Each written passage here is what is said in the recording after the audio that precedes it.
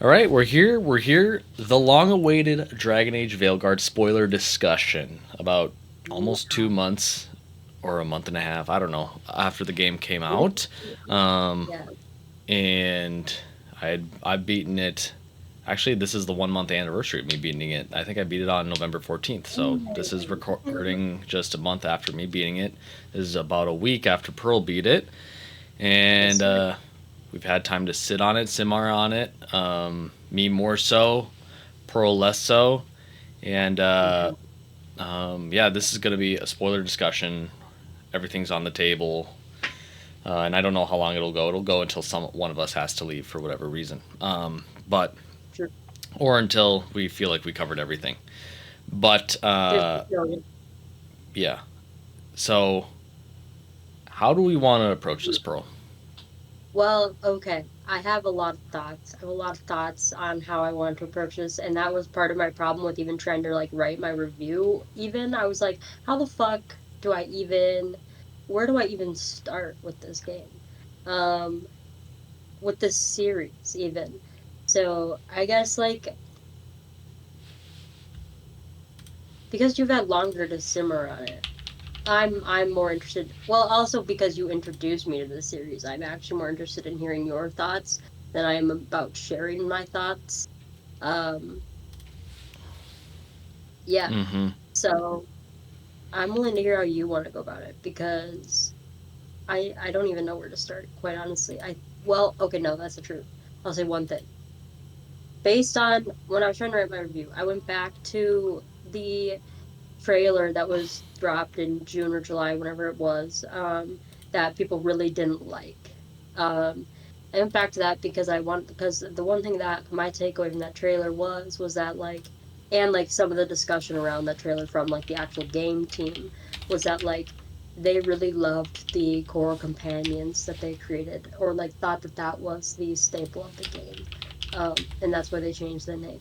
Mm-hmm. And so my immediate thought was I want to talk about the companions because that seemed to be what the game team thought was the best part of the game or worth naming the game after. Mm-hmm. So that's my suggestion for where to start, but I don't know if that's where you want to start. Yeah, we can start about it because I think that is a very interesting component of the game. We don't have to start there though. That's why I want to be clear. Like, I'm not sure if that's the best place to start because it puts you in kind of a weird, like talking about the entire game at once spot. Yeah, So, yeah. no, I think it's very interesting because the game is named after its character. So I have no problem talking about those as a component first, and then we can even broaden it after the fact because regardless of the game and its its qualities, its faults, its whatever.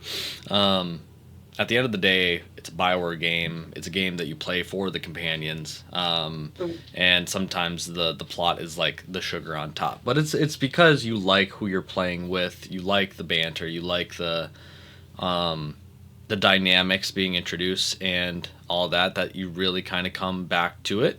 Um, and sometimes you get a really good story out of it, and that's like the extra credit, and that's where you get games like some of the Mass Effect games and some of the Dragon Age games as well. Not all of them are complete hits on the story front, but at the very least, you get compelling companions that you like. So I would say that the first thing that I wanted to address is I think before you even get to the companions, I think you have to acknowledge that this game was not called Veilguard, and it was originally called Dragon Age Dreadwolf, and having played the game, I think it's completely fair why they did the name change.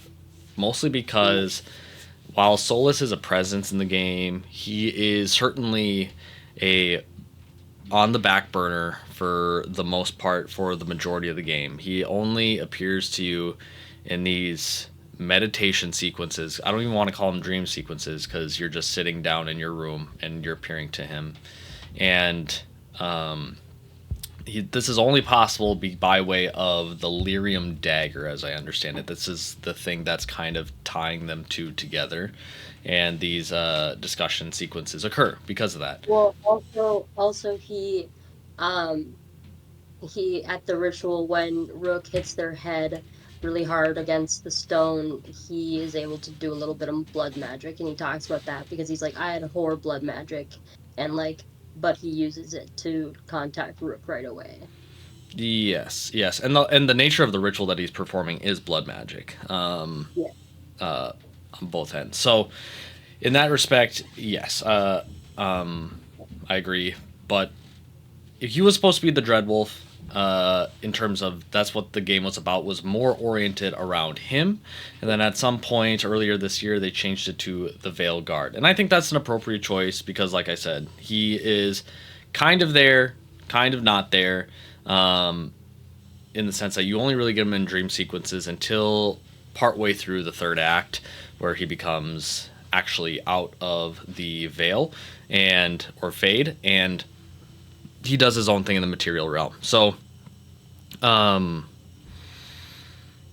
I think while that is a smart choice, I think it is incredibly and admirably bold for them to swap the game with a naming scheme that is kind of Makes less of a statement or less it's dramatic. it's not even that it's less dramatic. It is somewhat less dramatic, but it breaks away from the well, in my interpretation, what the game series' names are supposed to be, which is more generalized about the plot.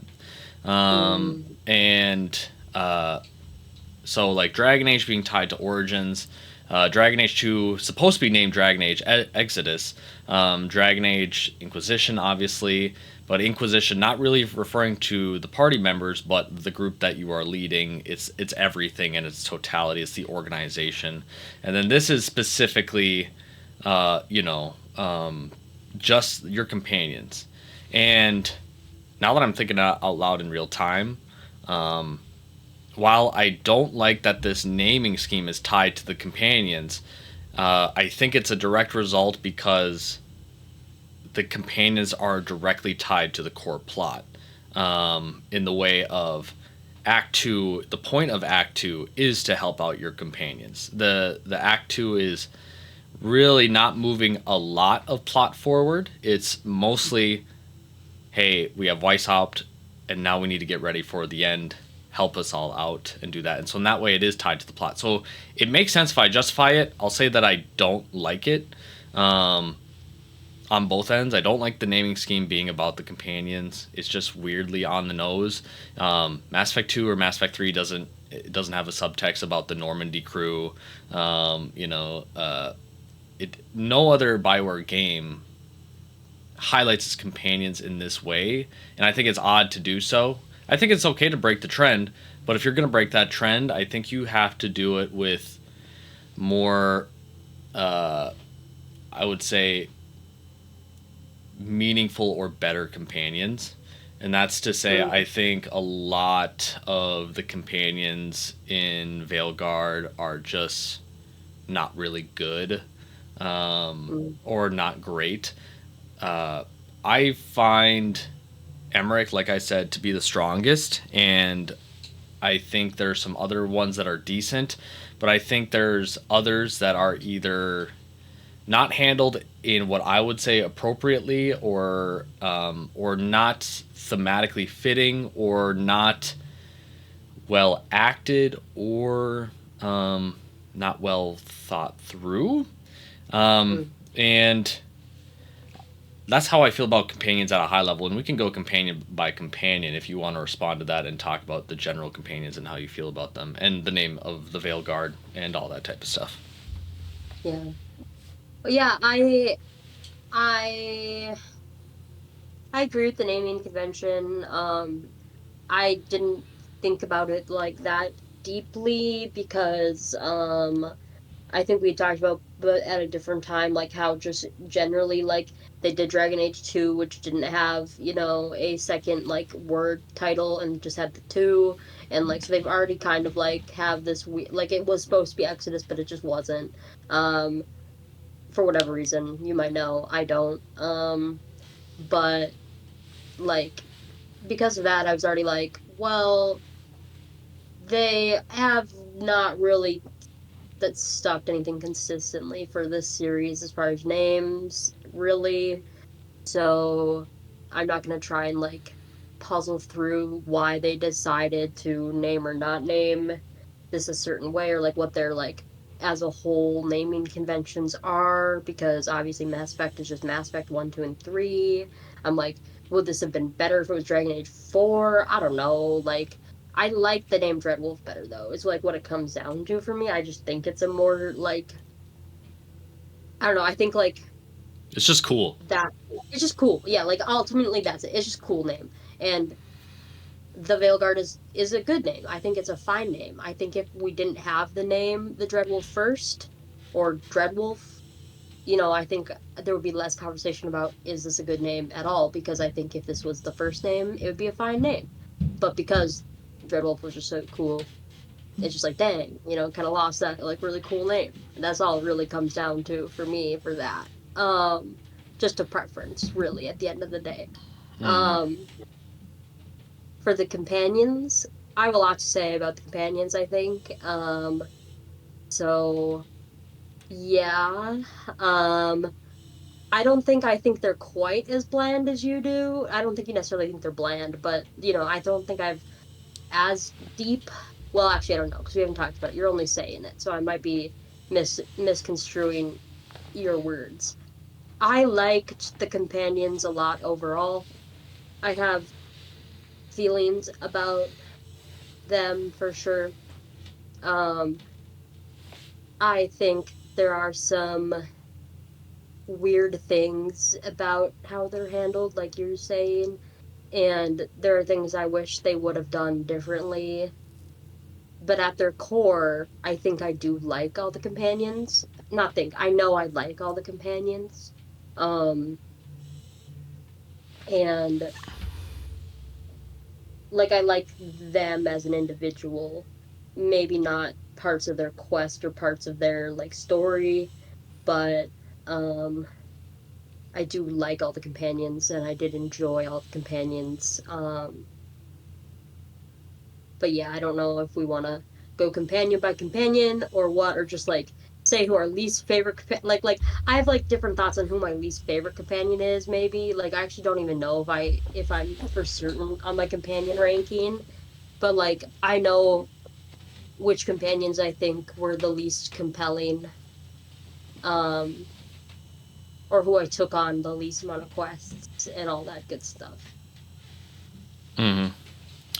Yeah. So I think we can go in like pretty generic ABC order, I guess. Yeah. So I guess the first one would be Balara, and Well, if you want to talk about Balara, go ahead, and I'll follow up. yeah, I'll talk about Balara because I do like Balara.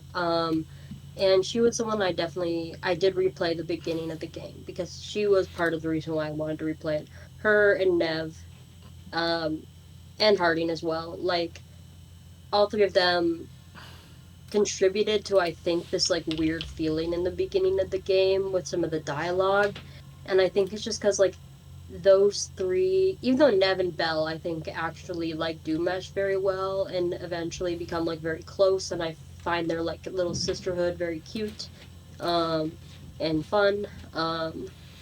I think the three of them at the beginning were not a super great choice. Um just because their personalities really they don't even clash, but they don't do anything interesting with each other, really. Like, it's not like Alistair and Morgan where they're like clearly fighting over their different like ideals and beliefs. Like, they're just like very not connected to each other in any significant way, and that makes them kind of boring. But Balara, I think, is one of the more interesting companions generally. because of her knowledge of Elven like instruments and lore and all the stuff. Her like as an individual. Um, I don't love her quest with her brother. And I think, I might feel more partial to it, perhaps just if I had a sibling, like, regardless of the writing quality, like, there is things to be said about just, like, if you relate more to, like, the thing the character's going through, like, you might feel closer to them, but I just don't have siblings, so I'm sure that, if I did, I might find that quest more compelling, but, um, I did think that she was just adorable. She's just a cutie. She's just so awkward and sweet. And at the beginning of the game, it is she's so awkward that it's like a little uncomfortable at times. And like it's definitely a hurdle to get over. And for a while I thought, is this bad writing? And it's no, this is simply her character. Like she is actually just this awkward. And that's fine. And I like that. However, like I said, like having that right at the beginning of the game, I think made a lot of sense because you needed her to fix the Illuvian and she was the one to do that. That makes sense. But having like just yeah, like their personalities were just a little too similar that it felt awkward and weird, just the whole vibe of the party. Hmm. Whereas like just like a stronger personality, even like Tosh would have made more sense to have right away, or even Davrin, to like contrast the awkwardness of specifically Harding and Belle. But no, as the game went on, I really, really liked her, and I like her a lot because of um like she's one of the characters that does really interact with like the hey, if you found out your gods were bad, how does that actually affect you? Like, you have one other elf in the party if you're not an elf, and Davern being a Grey Warden isn't as attached to. He is very attached to his Dalish origins, but like he's not as much just like talking about the the elven history part of it, whereas Blara does a lot of like actual thinking out loud of like, I don't know how to be like myself and like what does this mean for my culture? And I think that is a very interesting part of the game. And um I know my rook, like I decided to kind of be like, hey, let's just kind of make a new future and not like, dwell in the past kind of rook, you know? Hmm. And I think that was really hurtful for Balara. And I think that made my interaction with her all the more compelling for me personally. Hmm. But I like her character design overall. I think she's adorable. I hated her Hero of the Veilguard outfit. Thought it was ugly as fuck. Um, You made I the know you wrong get a choice. different one depending on your choices. Yeah, but I thought it was ugly shit. I should look at the other one actually. But yeah, I liked Balara. I didn't really like her quests as much, but I liked her. Yeah, yeah, I definitely agree with regards to her quest line. I think her quest line was for I can't say it was run of the mill, but I can say that I saw basically the entirety of it coming. Like from the Yeah, jump when she talks about seeing her brother died, I for whatever reason, and I don't know if it's delivery, how it was written, I can't describe it, but in my mind I'm like the brother's not dead, and that was sucky to have that feeling right away. And then obviously we get the mysterious figure in the mask coming up in the midway through the plot, and I'm like, it's him. And sure enough, it's him, and we got to deal with this whole realization component. And he's working for this shapeless Evan Nuris motherfucker who is relatively bland. He's kind of just, I am an evil guy with a shadowy figure and a mask. And it's like, okay. And he's controlling Inaris. And I was at a weird point with the Balara character at this point because it was like, I'm helping her come to terms with her brother's death. When she finds out he not only is actually alive, but he's alive and he's turned coat and he's helping the Evan Nuris and all this type of stuff. I struggled to uh, buy her newfound struggle with her brother because it's like you've already been going through the process of he's no longer here. And yes, he is back physically, but this is not the brother you know. And he's been under control by this Evan Nuris, and he's kind of gone. And I sympathize with that largely, but I was still just kind of like, I don't know why we're making a huge fuss of this. It's like the dead come back, but worse, and we have to just remove it. So I thought her plot line was very by the numbers until the very end when we actually had the funeral sequence. And the funeral sequence I thought was actually the most beautiful component. I had already spoken to you about how Nev showing up to Balara's brother's funeral was so simply powerful and meaningful. I don't think there's a good reason why the rest of the Veilguard isn't just there. Again, if we're supposed to be a fucking group, why aren't we all here? But they talk about it in the thing, like that's like the tradition is like there's one person waiting at the end of each like task. Yeah. I agree. That's like, why didn't we all like accompany her like to like the place? But like I understand like in the actual like proceeding of the funeral, like why it was just Nev. Like, but yeah, I feel like everyone should have been there at the end or at the beginning. Yeah, and even if it was like a quick chat at the crossroads or the lighthouse, Mm-hmm. like there could have been an around the table discussion where everyone could have discussed about the funeral. I mean, Emmerich could have so much commentary about like, the lost life. He could have done like a pseudo eulogy of sorts at the lighthouse, or made something that made it a group thing. Yeah, Nev even mentions like Emmerich's like especially sad he couldn't be here, which I thought was interesting because I'm like, I get White Yearlin and Strife are there, like they're like the actual like people, but it almost would have felt more like, I don't know, impactful if like Emmerich was the last one or something. Yeah. Yep. And so that's where I came down with it. I was like, should be more to unify this group besides the actual plot. Like, and a good through line through a lot of this stuff is that I felt like the Veilguard is just kind of together by happen chance for the most part. We picked some names off the list and we got them together, and now we have to help do their personal quests. And they talk to a couple of each other, but it's not I don't feel like there was the strongest sense of camaraderie until maybe like the final act when you actually have to get everyone together and do certain things. That's where I was like, oh, we're in lockstep now. I felt like it was just some banter until that final act. But I'm broadening the point. Going back to Balara, I actually think Balara is probably, if she's not top 2, she's number 1 in terms of the best acted companion. I thought the actress who portrayed Balara did a really good job of showcasing the anxiety and quirkiness that comes along with that type of character. And I really was like, man, she is smoking this. She is doing a good job. My problem with it is that I think fundamentally the character is almost too quirky for the universe she is in.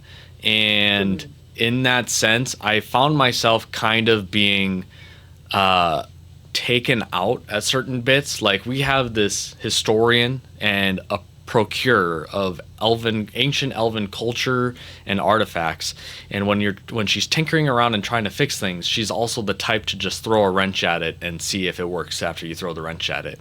And it's like it's a lot of this little hee hee ha ha energy that comes with there's this weight to the character that it's like I just don't think you fit. And so I found myself getting taken out from her a bit because of said quirks.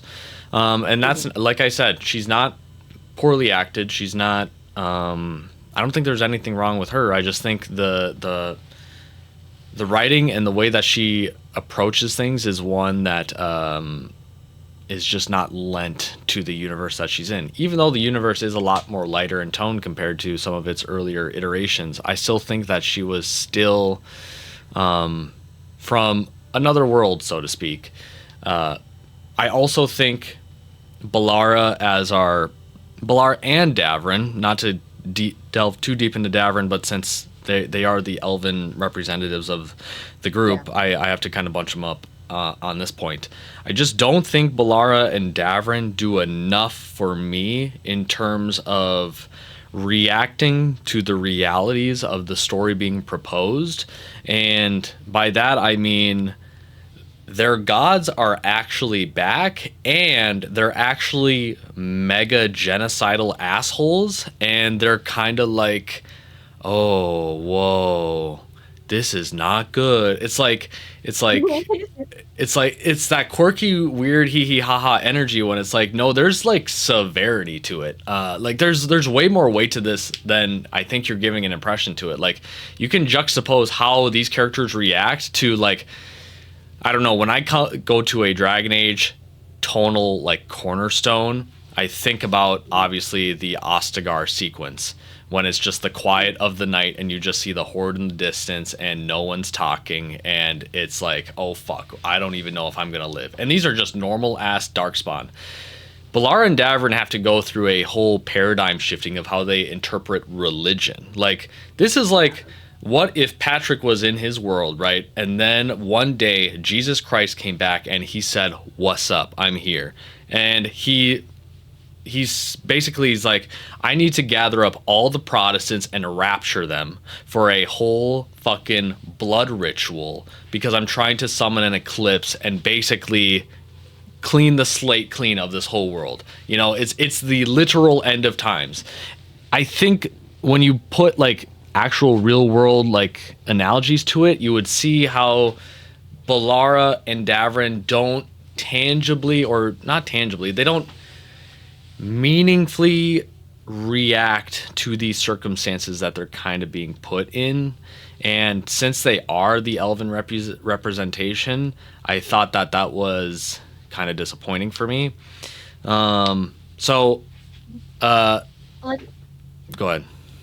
I think I just want to say, like, cause you're like going to that point of it, and I was trying to say like Balara does react to it.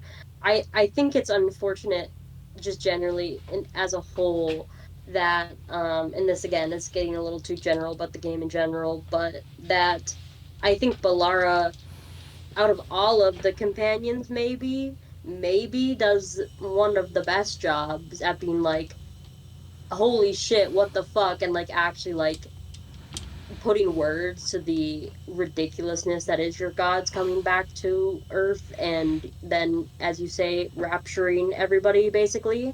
Like, I feel like the only one that is almost emotionally engaged in that some of the time, and it does suck because I agree also that like it should have made me been more so. Yeah.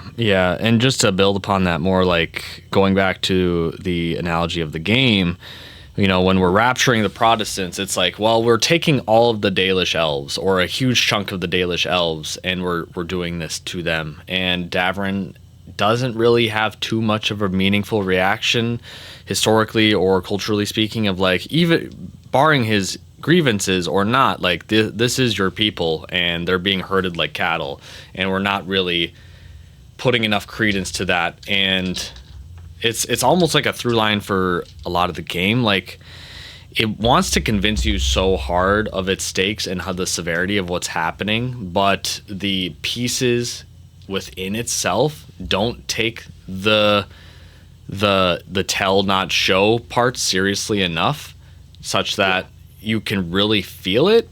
And I find that to be unfortunate. But going back to Balara, like I said, I thought she was really well acted. I thought she was I really liked that funeral sequence, but her quest line doesn't land for me, and I thought her quirks were largely a kind of a turn off more so than like oh, I understand. I have no problem having a character that has anxiety or struggles with how to communicate or feel about things or anything like that. It's just that when it doesn't, when it's kind of all consuming with her identity, it is a kind of a detractor in that way. I can't really verbalize it properly, but that is generally how I feel about Balara.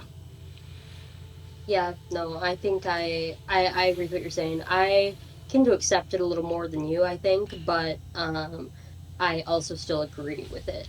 And um I think that's yeah. Yeah.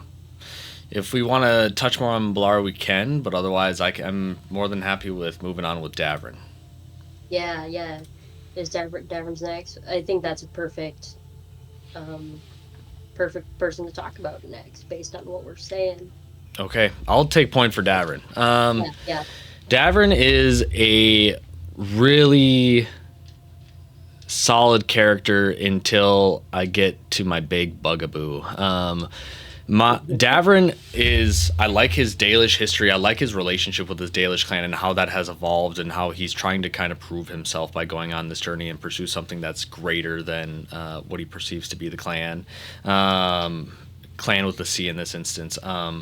And I like his relationship with Asan and his kind of like Yeah. growth through Asan of learning responsibility, fatherhood, and all that type of stuff. Like it's at first he's like, this is just kind of a child and he doesn't know what he's doing and he's kind of Asan's kind of a bit of a shithead and he's like, oh, this is gonna be a pain in the ass. And I think it's really awesome that you get this kind of like weird father-son dynamic explored in the story. And I largely loved that part. And I think, like I said, Davrin being a representative for the Grey Wardens was awesome. I also think is very well acted, and I think he's largely really strong.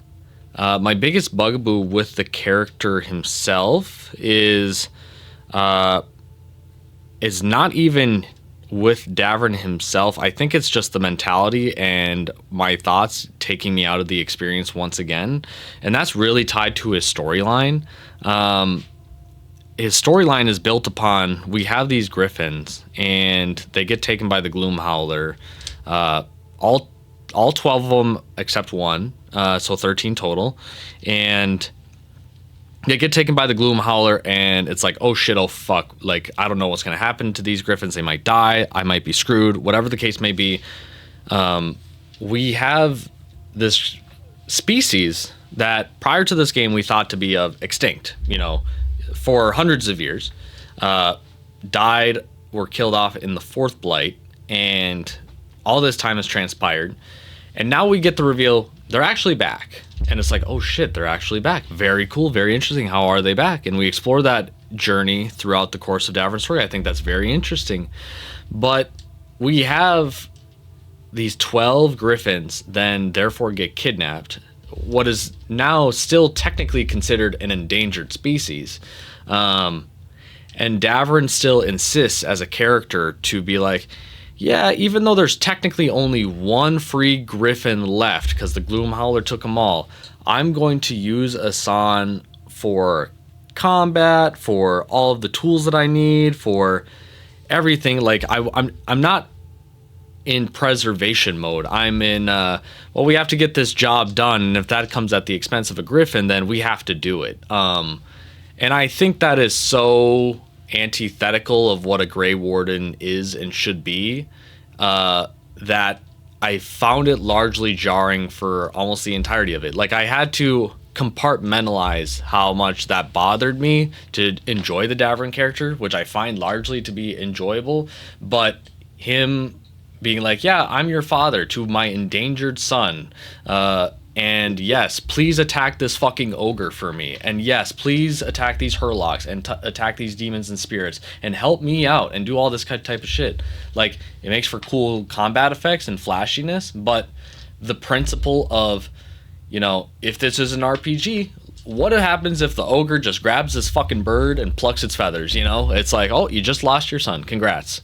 You fucked around and found out. And now one of the 13 griffins left is dead because you needed help killing an ogre, which is your job. And so that really was a detraction. But largely his quest, I thought, was really fascinating and cool. I thought the Grey Warden lore being explored through the out the cauldron and all of the other aspects was super awesome. And that's because I'm a sucker for Grey Warden lore. That's just, I'm that's what I pay for the price of admission. But I don't think that's through the merits of the Davrin character that I love his like side quests. It's like, again, what we're learning about the Grey Wardens and the things that we're experiencing. So I can't even give him that much credit in that respect. And the Gloom Howler, she's there. I think her backstory is kind of neat. Like in a lore document, she seems really neat. But who she is and all that type of stuff, I thought she was just okay. She's just there. Wasn't like a super compelling threat to me. But yeah, that's how I largely felt about Davrin. Can we talk about the Gloom Howler as part of talking about Davrin? Yeah, we're grouping these mid-tier like bosses They're with the companions. Okay, cool. Because I have a lot of thoughts with the Gloom Howler, but of course I'll start with Davrin in general.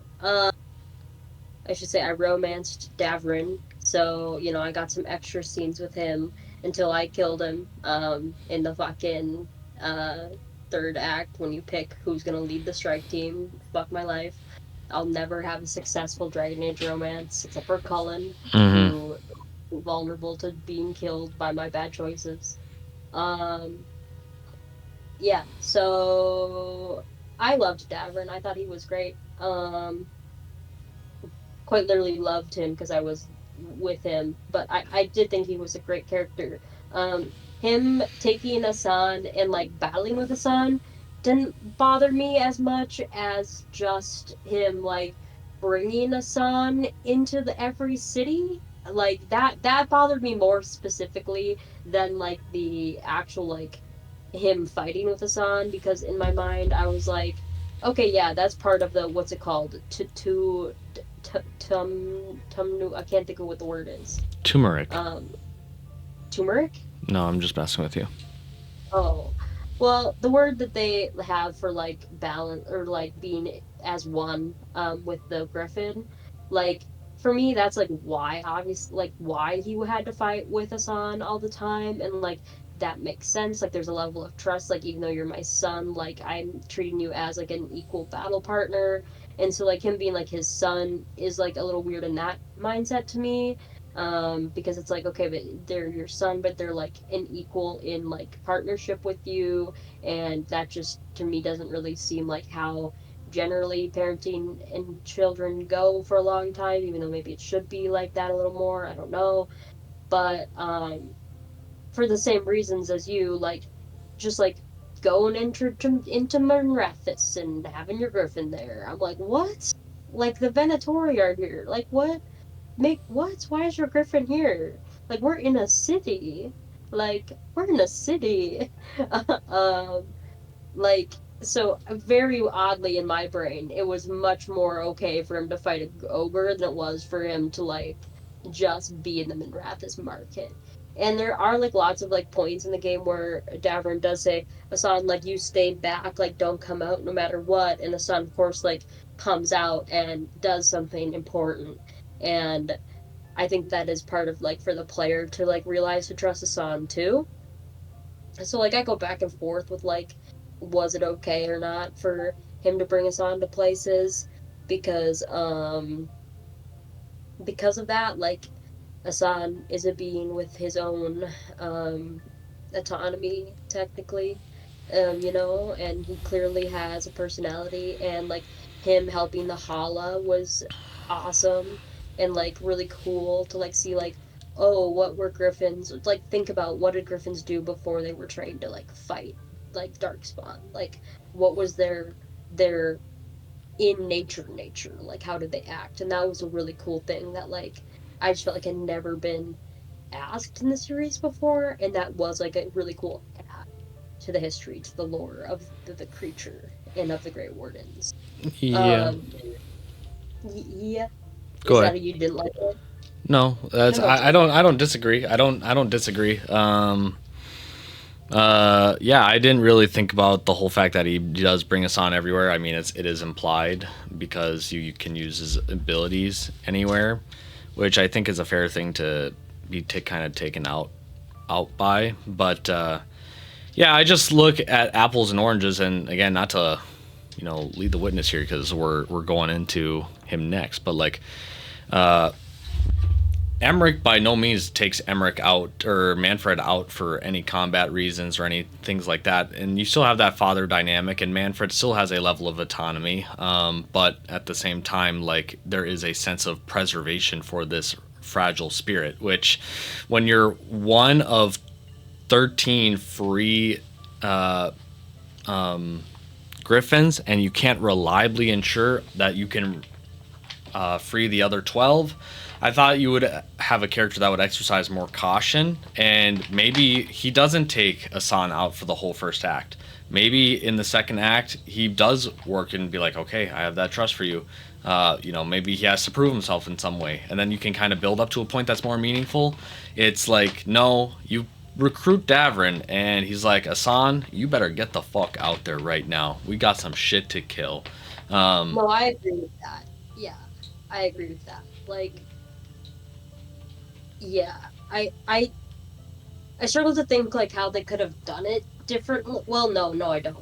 It's interesting because like he's raising this griffin.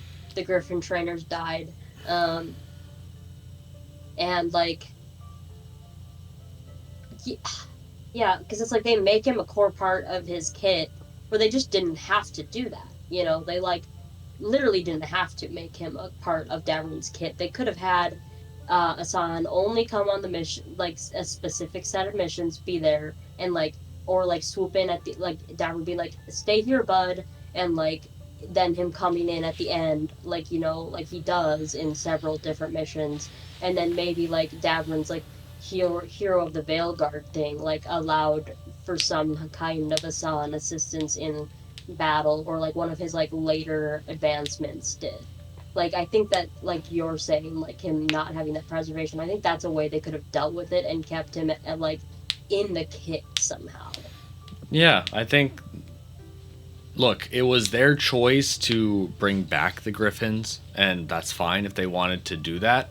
Um, on a writing level, I think they make it make sense of like, why did we not know about this? Why were they in hiding? Like that was cool, but to have a character, then you're re-revealing an extinct species, and you're having one of your core companions basically force this adolescent Griffin to tag along. I think is a little trite in some sense, and is still kind of like you're getting straight to the cool stuff without thinking at like what the implications and the repercussions are at this point. And that's partially what goes into the choice of like at the end of the quest when we have Arlethan or do the Grey Wardens look over the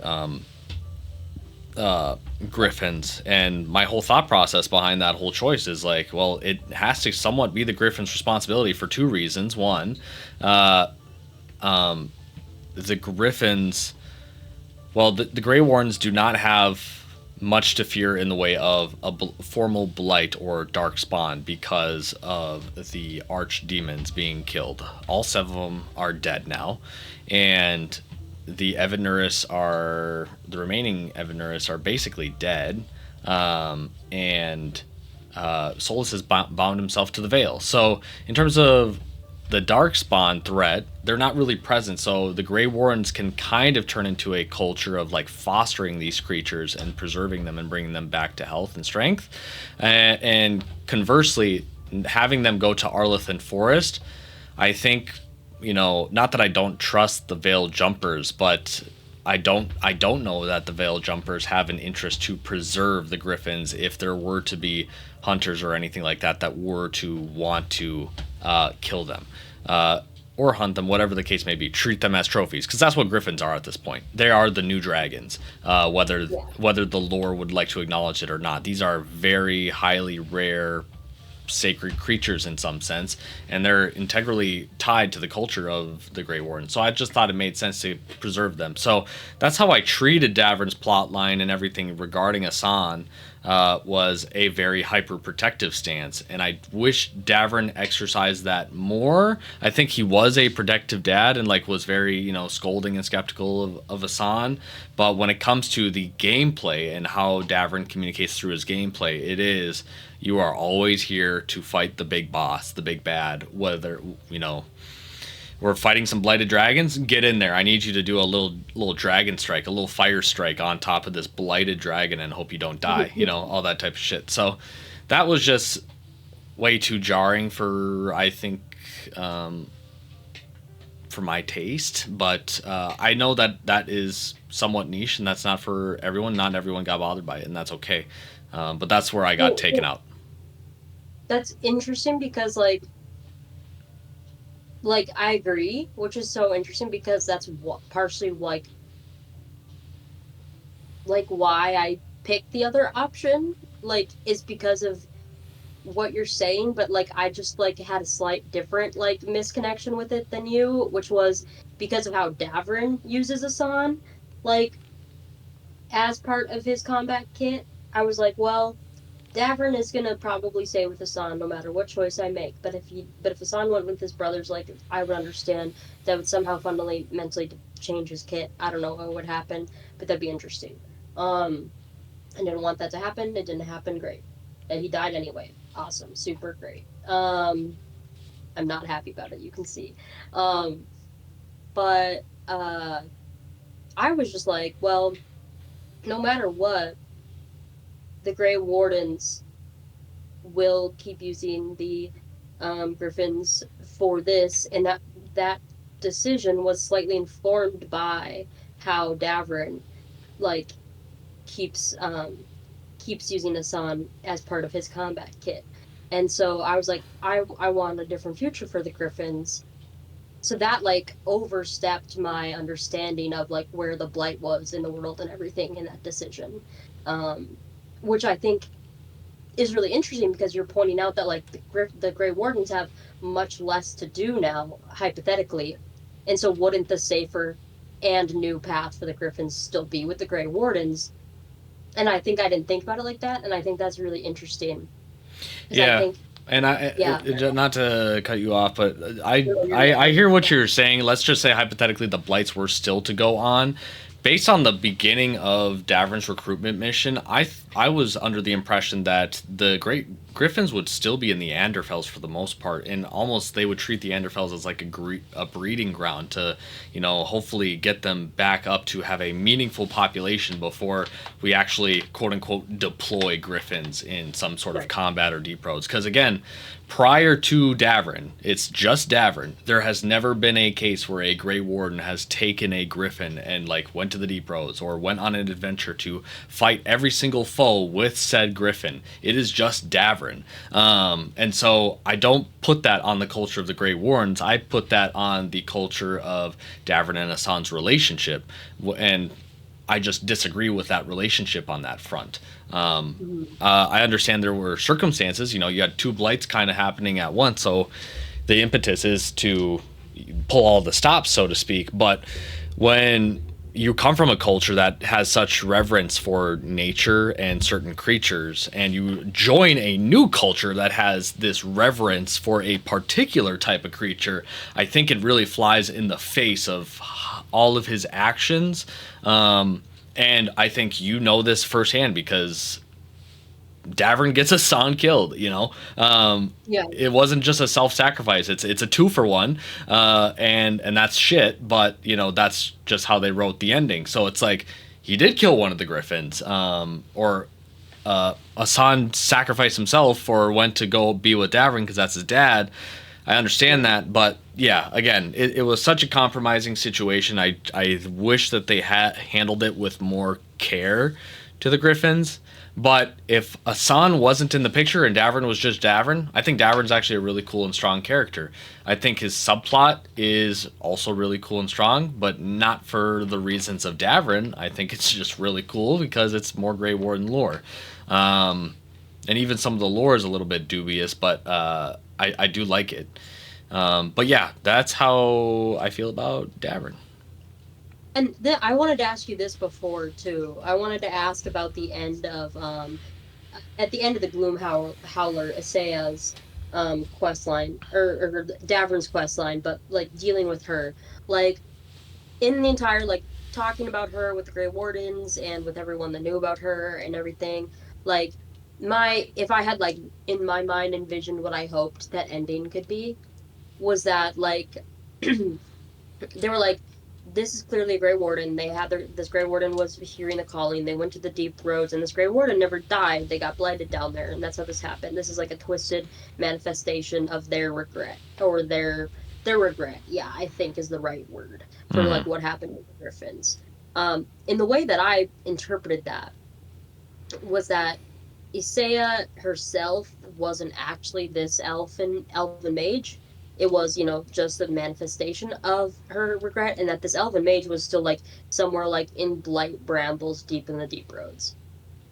My perfect end of the quest was them like, finding her and like giving her rest, right? Like killing that mage in the deep roads.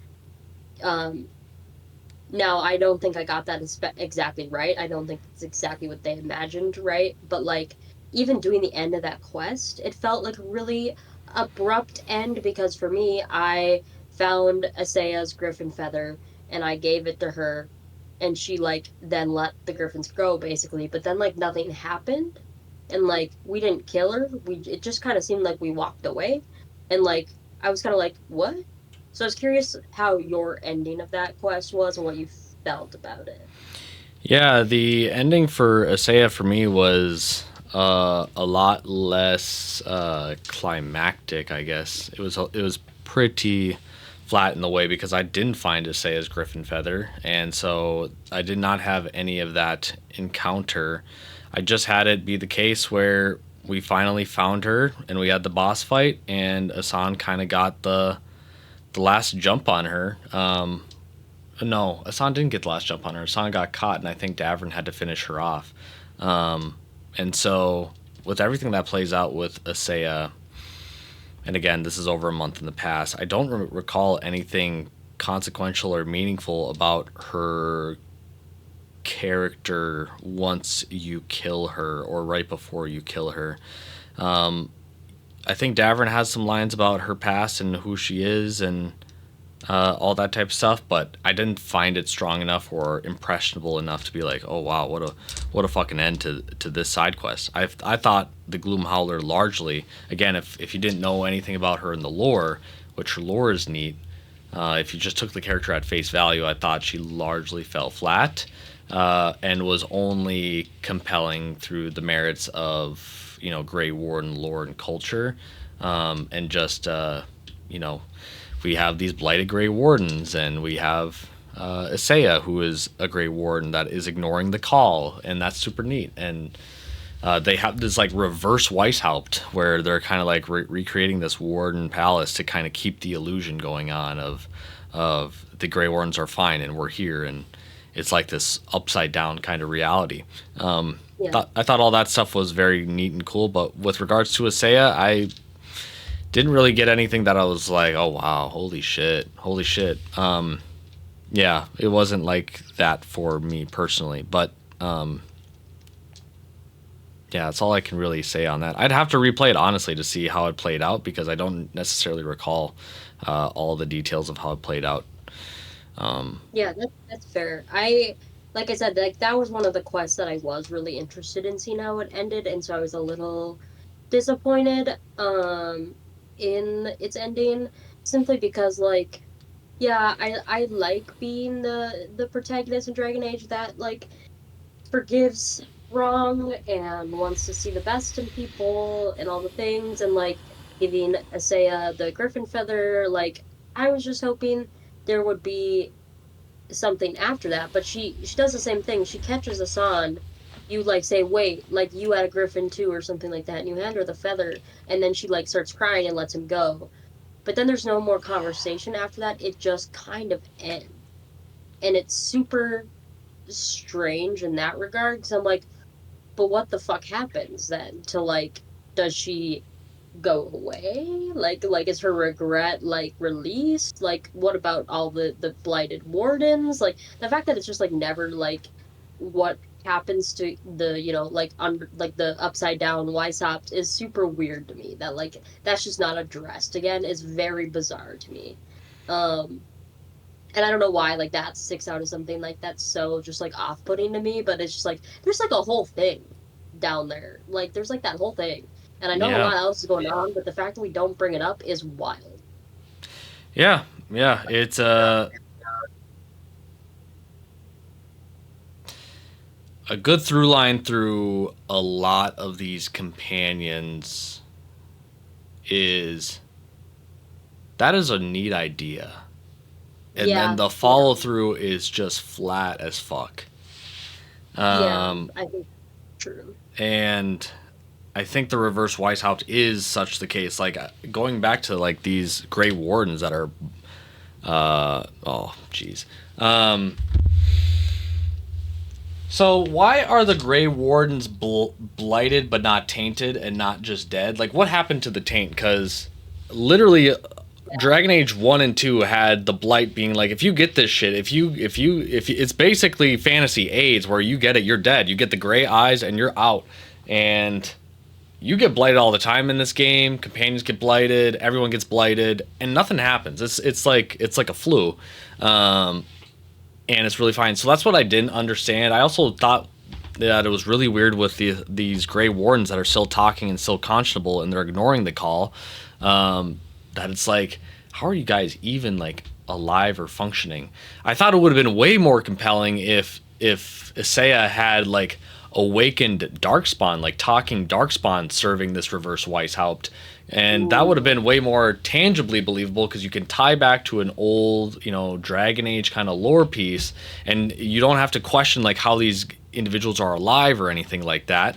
And maybe this like cult of awakened Darkspawn is like trying to build like a reverse Grey Wardenship with this new set of Griffins or something like that, and Isaiah is the conduit to it. I don't know, but this like whole how they handle the blight in terms of its severity and these like talking Grey Wardens that are so fucked up, I couldn't really put my finger on it. Like, what is happening here and why is it happening like this? And I found that to be frustrating with regards to kind of like pre-established lore.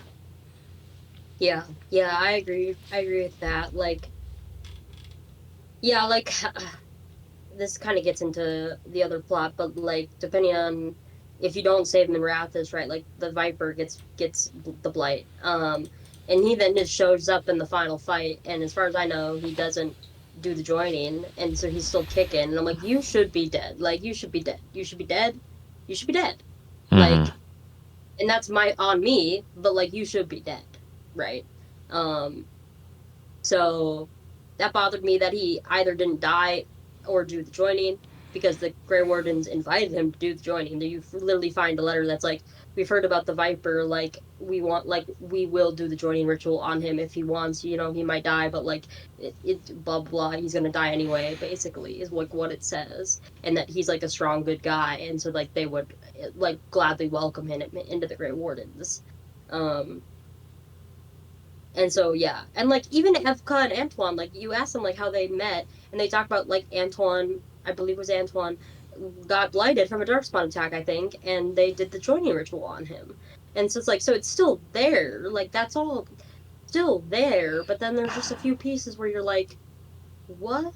And like I get like the blight is changing because of the gods, sure, but like the Weishaupt thing in the Deep Roads, like there was just like another piece of information we really needed to like make that make sense with the Grey Wardens down there. Yeah, I agree, and it's frustrating, but it is what it is, But I think we covered a lot of Davrin and a lot of Grey Wardens and a lot of all that type of stuff. So I'm ready to move on to the next one because I think this one's going to be really exciting for us to deep dive in, Yeah. which is we got Emmerich. And you can go first because yeah, so I think Emmerich, such a beautiful spirit. I think what I appreciate most about Emmerich is Emmerich to me is what I feel like Win is to you. Like it finally clicked to me of like, oh, I kind of love like an older companion character that's wizened and like dapper and put together. Like I never felt that strongly for Win, and I don't know if it was because why would I run Win if I have a Morgan and an Alistair or something like that, like or a Morgan and a Zevran, or if I'm a mage, why would I want to have her as a mage companion as opposed to Morgan? There's a lot of reasons why you as a player are like, do I really need to run Win? Yeah, but Emmerich is like such a very cool, compelling character in the way how he explores necromancy.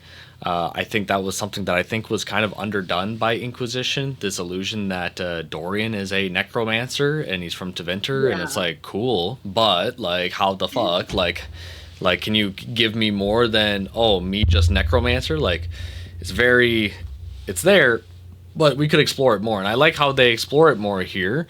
My biggest issue with the whole, and I'm going to tie Emmerich with the Morn Watchers here in this instance, but my issue with the Morn Watchers as they relate is like, I think they underhand how cool the Necropolis is, that they like treat it as like a vehicle for just very dumb, not dumb, but like just missions that don't fully make sense. Like, how did you not know that there is a whole demon dragon just up the hallway? Right there. And I get it that the Necropolis has moving walls and moving rooms, and it's not always the same. It's not a static place. It shifts, and it moves around with the ways of the Fade and the spirits within. But it was like, bro, you hear me fighting for my fucking life down here. Can either of you guys just join me, fight this dragon? It's like, don't leave me down here. And then how the Venatori kind of sneak in there and all that type of stuff, I thought was just kind of weird. And all that type of stuff. So I think the Necropolis as a location is super cool, but it being a vehicle for some of the missions I think were not super thought through, where it was like, this is just kind of a set piece for some action, and it doesn't really make sense, but we're rolling with it, okay? But Emmerich himself, I mean, his recruitment mission in the garden where you're walking through and you're doing all that, like that is like probably the best recruitment mission by far. And it's only because like it actually feels like a traditional recruitment mission in the way of like, he doesn't need this. He doesn't need to help you. He's doing his own thing and he's content with that, and he's tending to the gardens and you're walking with him. And you're trying to discuss with him of like, I need someone like you, and you're trying to convince him over the course of this like discussion, and it's with this backdrop of all these flowers and spirits and shit like that, and the introduction of Manfred. I thought it was really, really well done, really cool. I think the Manfred companion is perfect, immaculate, even some would say. Like, he is my best hissing friend. He is my friend that I sometimes lose to at rock paper scissors, and he is just perfect. I lost him all the fucking time at rock paper scissors. Are you fucking with me? Like, I could not beat that motherfucker at rock paper scissors. Yeah, he's a son of a bitch, and he knows it. And yeah, he's such a true treat, and I think that similar to kind of the bosses that we've talked about so far, the Hezenkost boss kind of mid as fuck. I don't really care about her or sympathize with her pursuit or position. She's just there, but I like her as a medium through which he grapples with what he aspires to be, that being lichdom, and the meaning of like, is my eternal life more meaningful than the preservation of those that I love? And we've already spoken about this, but to keep it brief, I think his plotline quest is by far the most compelling and most thought-provoking and challenging of the game, because you know that this character is grappling with his own mortality, and that just being a premise for a necromancer, being like, I don't want to die, is super, super fascinating. So like his desire to become a lich is well placed and well meaning, and you get over the course of the story, and especially in that Hezenkost mansion fight, of just like the dynamic, the father son, almost like even borrowing a little bit more maternal instincts of like how careful he is of Emmerich, and how Yeah. he makes sure that like when he does anything, like he's okay, or he's checking in on him, and it's like, oh, he cares about this fucker. It's not just a wisp and a pile of bones to him. And that last mission, and how they integrate Manfred to help out with every single given task. It's like almost a dependency, and a well-meaning one. And he loses him, and he has to grapple with like, do I conquer the thing that I fear to save my son, or do I learn that there's value in just learning to let go and letting be and ascending to a higher place. And I think that is a very awesome and compelling choice, even if I think Hezenkos sucks, and I think the Necropolis could have been more well executed or thought of in the way of like how it handles some of its missions, and the Mornwatch as a whole.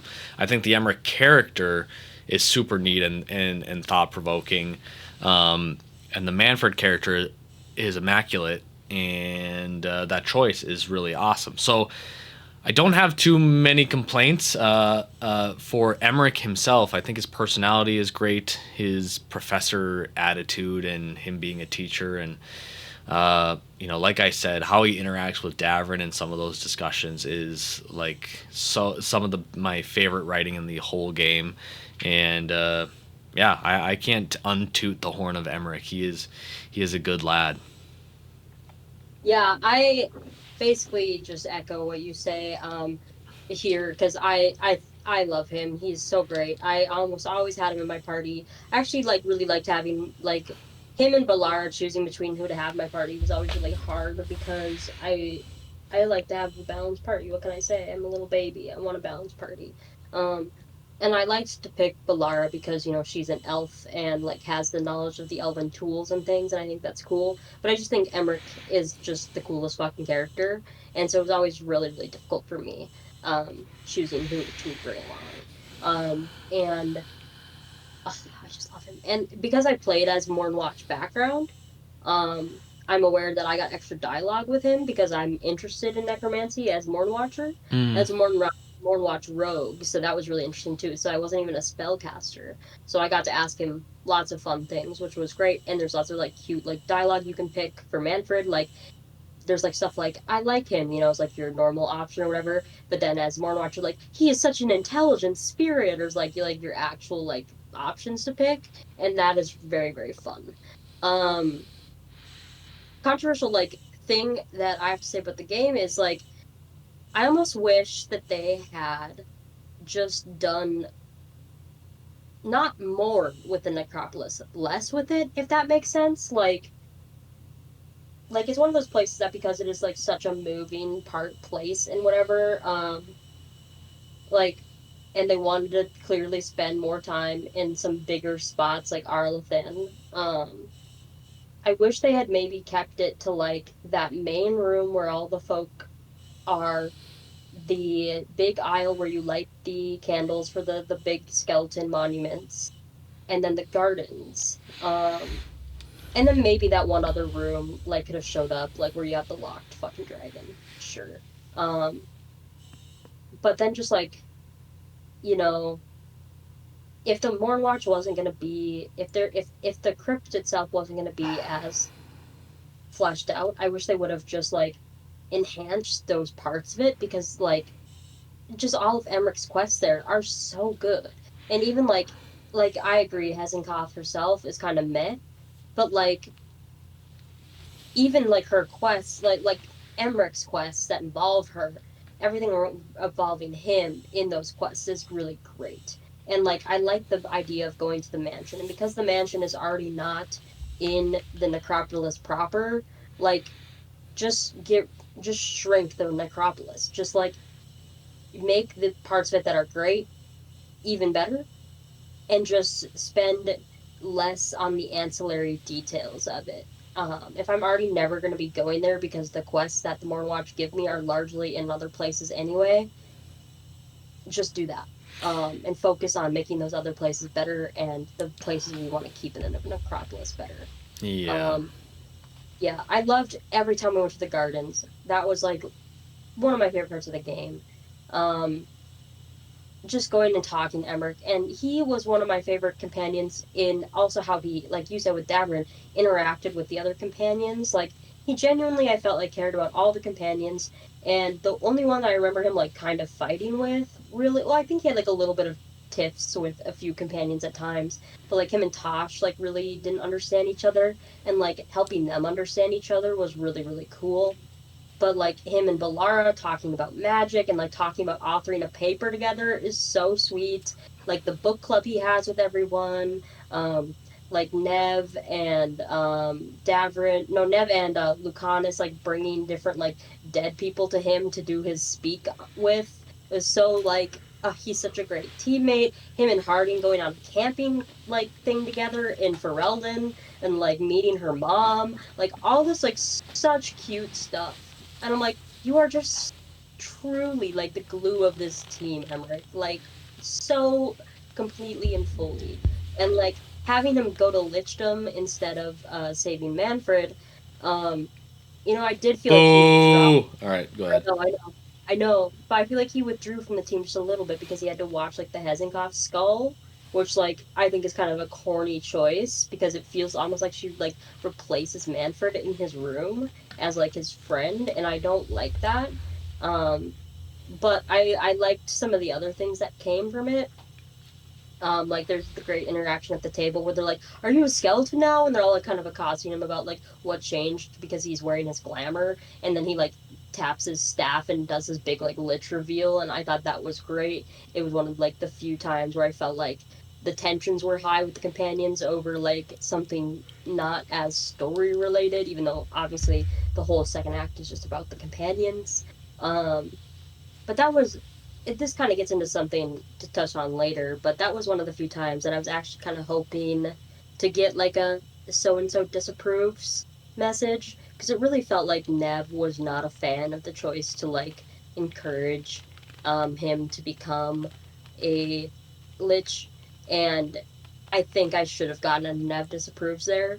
Um, you know, and I felt like I'll get more into my thoughts about the approvals and disapprovals later, but I thought that that was interesting because Emmerich is so connected to the other companions that Yeah.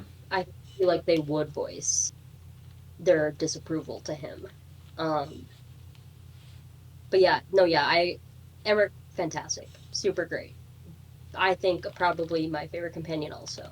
Probably he is my favorite companion also from this game. Yeah. Yeah. No, I don't have too much to add on to what you say. I agree for the most part. I thought his banter with companions is really well done. I thought his tiff between Tosh was interesting for sure.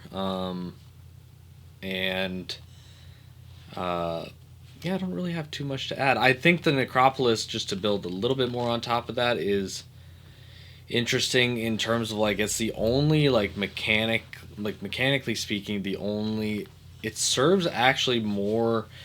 It's a better Lords of Fortune than the Lords of Fortune in the way of like Yeah, the Necropolis has you doing bounties and hunting down spirits and stuff like that, and the Lords of yeah. Fortune they don't have you do much of that, and so and whether I wanted to be a bounty hunter for the Necropolis that's a separate thing, but I thought that was just an interesting way of approaching their quest design. I wish they maybe had not shown their full hand with the Necropolis of just like maybe disallowing us from going to certain rooms a little bit more. Maybe Yeah. giving you one or two more rooms if you're more in watch, but maybe less so if you're not. But I at least, at the very least, thought it would have been more meaningful if the Hezenkos fight was in the Necropolis. If she had snuck in and she was just siphoning spirits Mm, straight from the Necropolis, or maybe she just like, and then maybe you show that by like when you get to the Necropolis and you have to find her because maybe she shifts around the whole Necropolis around in doing so to make it harder for her to find. Like, what if you have to go through the gardens again and all the flowers are dead and it's showing that she is oh, that would be siphoning. actually hard. Yeah, and she's siphoning the life or the wisps of everything out of the place. And, Vorgoth and all of them can't find her because she keeps moving the necropolis around, and you have to do something cool with that. Maybe you have to run Balara in your company to be like, we need to jump through the veil to even get to where she is in the necropolis or something like that. Like I think Yeah. they could have folded it in a little bit more meaningfully with the necropolis as opposed to having the Hezenkos mansion, which I think is an interesting set piece, but is more so like more subtext for Eat the Rich or something like that. I don't know. I thought the mansion was just okay. Um, Well, I like the mansion, like, not not because it was like a separate place or anything like that. I just like actually like the set design of the mansion. Like I liked all the books and stuff, but like you're saying, like that could have been done in the necropolis. Just because it was separate. I'm like, okay, if we're going to keep that separate, like we might as well like trim some of the. I don't even want to call it fat because I like the necropolis. That's the thing is I do really like the necropolis. It's just that like we're like saying there's better utilization of it than what I think they did, and I'm just trying to think of ways like you are like that they could have improved it, but I think like what you're saying is super interesting, and I'm like, dang, that would have been awesome. That would have been so cool. Yeah, yeah. So things to just I don't know, think about. But yeah, that's I think all I really need to say on Emmerich. I'd be interested to see how your perspective changes on the Emmerich character if you were to do the other choice of saving Manfred and seeing how that plays out. Um, Sure. because I think you may Yeah, have I different thoughts. I have just like I really liked the Morn Watch. I was surprised by how much I liked them. And I just want to shout that out. Like I would just love just to have gotten like more out of like being in that place. I think is where this comes from. Like there was so much to do in some of the other locations and it felt like there was not much to do in the necropolis. And so I would have just enhancing the places we did do things in. Yeah, yeah, I agree. I agree. Um, moving on, we have the Queen, the legend herself, Scout Harding. Scout Harding, wow. Wow, I forgot who was next. I was like, the Queen? Do you want to set us off, Pearl? Sure, I'll talk about Harding. I was very, very, very excited about Harding in this game. Like when I saw that she was going to be one of the companions, I was very, very excited. Um, I will say it's a big, bold statement to say she might be my least favorite companion in the game. Um, it's not that I Oh dislike her. shit! It's yeah, it's not that I dislike her. I actually really like Harding, and I still really like Harding. I liked flirting with Harding at the end of Act One. That was really cute and fun. Because she gets so awkward and cute about it, and Myrick was also in turn really awkward, which I thought was very weird, but that was fine. And they, yeah, I don't know. But Harding is not a super strong personality in any sort of way. I feel like I don't know. Um, she's very down to earth, and that's great. She has her position, which is being a scout. Um, and that um uh I most of my conversations with Harding were good. Um, I think that there is a disconnect because obviously, like in the first half of the game, Varric is dead and Rook is not acknowledging that through maybe means of solace, but maybe also part of their own lack of acknowledgement, perhaps both. Um, uh, like I feel like there is a disconnect with Harding because of that. Like Harding is talking about the Inquisition and mentions Varric and like it's very sad. And I feel like you don't get to connect with her as much because she is mourning someone and you're not. And this is one of the few times where I felt like weird about being mourn watch is like clearly someone is mourning someone and I'm just like not acknowledging that and I'm not letting like go of this person who has passed on as someone who's like this is my job is to like watch over the dead, glory to the living or whatever. Mm-hmm. um So I felt that to be a little strange, being more watch background.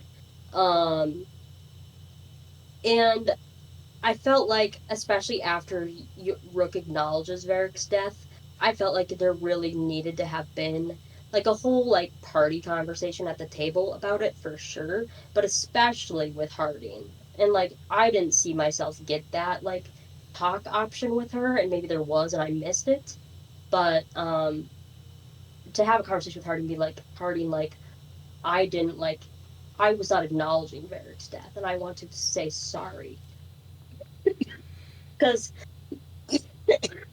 no, well, I apologize. I have to blow my nose. That's okay. Um, I feel like in this game specifically, from other Dragon Age games, Rook gets a lot of chances to apologize for their actions. Like you don't always get to apologize this much in RPGs. And especially like playing like a leader character, to like you know, people want you to take responsibility for your actions. And a lot of times that just doesn't look like, unfortunately, I think doesn't just look like I'm saying I'm sorry. You know, it's a lot of like, I will do this, or like, I've made a mistake, but I did it because of this. And Rook just gets to say I'm sorry a lot. And I think that's great. But you didn't get that with Harding, and that really bothered me. And I think that would have strengthened that relationship. Um, or at least I didn't get that dialogue option. Yeah. If it's there. Um, but yeah, Harding just in general, I don't know. I just didn't really connect with her like all that much. When I had my when I had her in the team, like I like her as a member of the team. Like I said, like she participates in the book club and goes on a camping trip, and I think her room is really cute. I think it's cute that she dates Tosh. I think that's really funny. She calls Tosh legs, and Tosh likes that she smells good. Like I think that's really funny. And I think it's funny because Tosh is really tall and she's really short. She's a little dwarf. It's really great. Wow, we love a height gap relationship. Um, Jeez. but um, but yeah, I liked her quest because I like learning more about the Titans and Kalsharok and those things. I like that it took you out of the kind of known world of the game for all of her quests, but that's another gripe I have is like maybe instead of, I don't know, like bringing in new factions like the Lords of Fortune, who as far as I know didn't really exist before, question mark, and the Veil Jumpers, who I think were very important to the game, but like they were a new faction.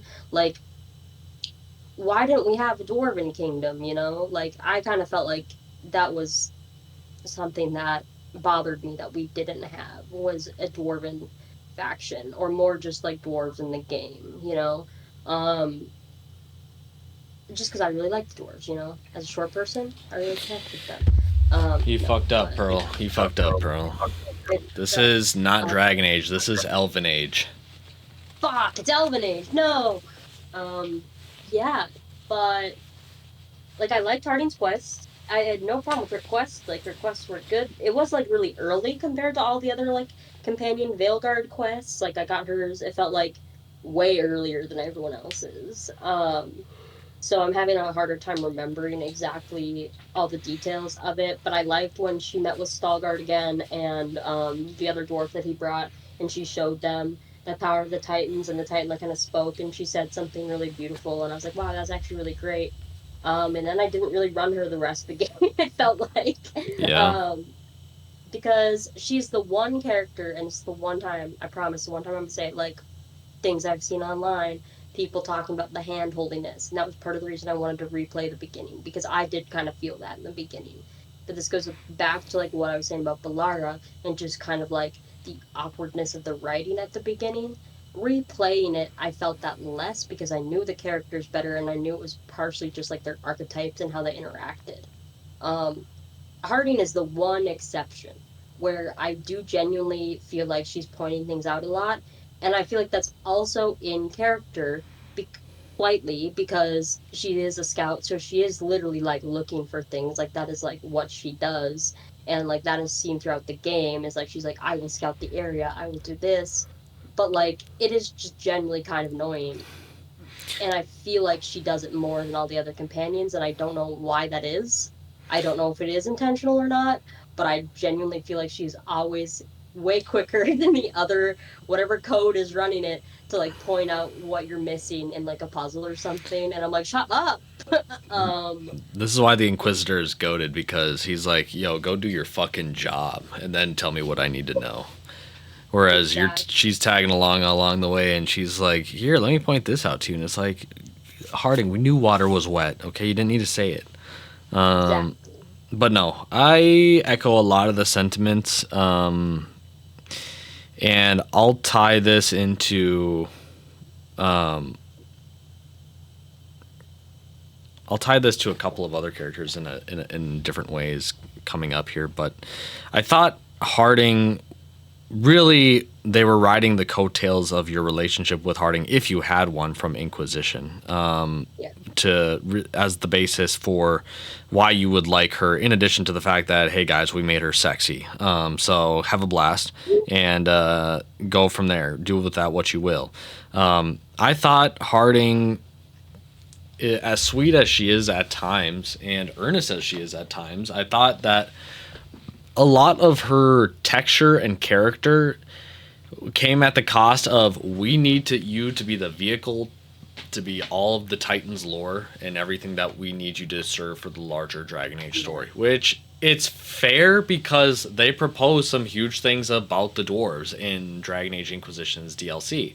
And that is fine. If you want to address it, let's address it. I wish we had gotten it throughout the story as opposed to Harding's subplot, and we could actually have more of a subplot, because besides the fact that she is a scout, I got no fucking clue who she is. Plants. Yeah, she likes plants, and all this. Yeah, she doesn't have much, and that was very frustrating for me, because I wanted more from her, and I knew she could have given more. And I'm like, you got that Inquisition, you got a whole RPG in the backpack for hanging around, so like, let's get more. And she has some nice dialogue here and there throughout the plot, but it just wasn't enough when it came to her actual subplot. And the most big meaningful takeaway is that she doesn't know how to handle all this knowledge about what happened to her people, the dwarves. Like, that is her big emotional beat, is, do I become like their vengeance, or do I become like a product of something better and a new start for what the dwarves can be in the wake of the genocide of the Titans? And I'm like, that is super neat. But throughout that journey, she has a real, actual emotional stake in that journey, which is, I fucking knew the guy who killed all of my ancestors. I literally worked with him for months on this huge quest, and he looked at me like a fuckhead with an egghead with fucking knife ears, and now I'm racist because I knew that he killed my ancestors, so now I don't even fucking like elves anymore. But I have this huge, big stake in, I need to talk to Solus, because he did this, and I have history with him. And I'm like, that is such a super neat setup. They need this confrontation. And you only get that confrontation under two conditions. One, you kill the fuck out of Davrin. Two, when you kill the fuck out of Davrin, you have to run Harding in your party when you find Solus. And even when you get that, it's a 2 or 3 lines of banter where Harding tries to confront Solus for everything that he does, and he's like, I'm sorry, Harding. And it's like, oh, for fuck's sake. So it's like, it's super hyper conditional, and when you actually get it, it kind of falls flat. And it's like, this was Harding's big thing, emotionally speaking, throughout the whole plot, and she finally gets to meet fucking Mr. Hitler to her people.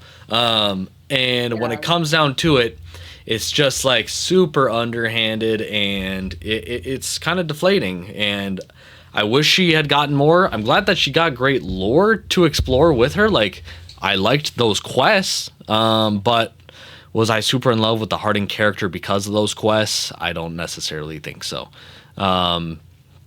And so that was just kind of frustrating for me, and I wish we had something better to come out of that, because I really think they did my girl dirty. They kind of Mhm. did my girl dirty in some respects. So Well, it's like for Dragon Age games, and I guess all games like this, what really makes me end up choosing which party members I take with me is, yeah, what skills like work best with mine, but it is like how they interact with other party members, and like their place in the greater story. Um, and not having really any other dwarves to speak of in the story, I think, is part of the reason I didn't take Harding very many places.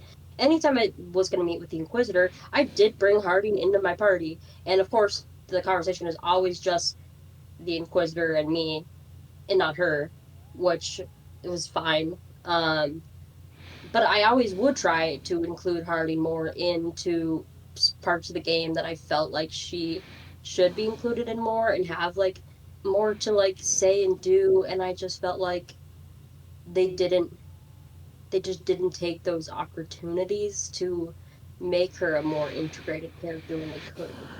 yeah, yeah, I largely agree with a lot of those sentiments. I think they had a lot of potential banter that could have occurred with the Inquisitor, with Dorian potentially, potentially with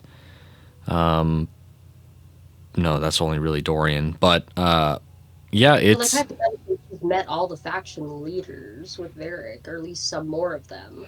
yeah. There's a lot of things that is kind of implied, but when it's actually what she says, it's very surface level with how she looks at the world. And for a scout and someone who is kind of worldly traveled and has been tied to Varric, and Varric is King Yapper himself, it's like I wish she had more meaningful input, or dialogue, at times. So that's where I land on Harding. It's Very just surface level input because she's a surface dwarf.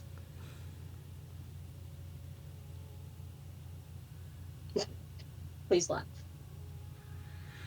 We're gonna have to cut this one early. No. Yeah, so we had a good Sorry, run, I cut you guys. off. Yeah, we had a good one. Yep, I'm yep. sorry. Uh, but yeah, I don't know if there's too much to add, right? Unless you want to add some more. Um, God, there is something that I keep thinking. Oh, I keep forgetting to say that, but oh, this is what it is. One thing about Harding's Titan Awakening that I really liked that I didn't mention.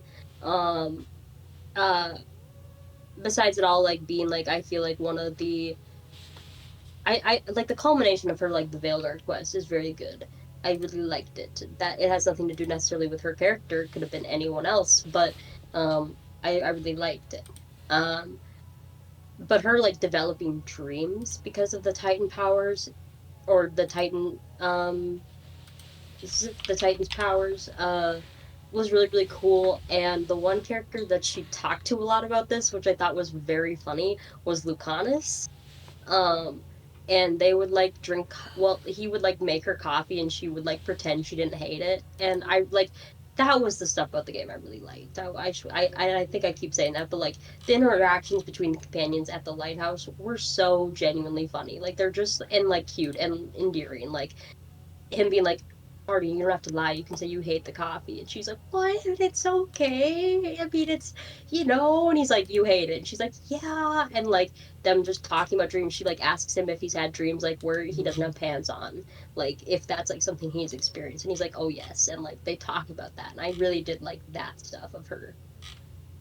Yeah, no, I get it. Like a lot of these characters have really good potential when it comes to like their banter. I think the banter is one of the things that they are pretty good about in most companion combinations throughout the whole game.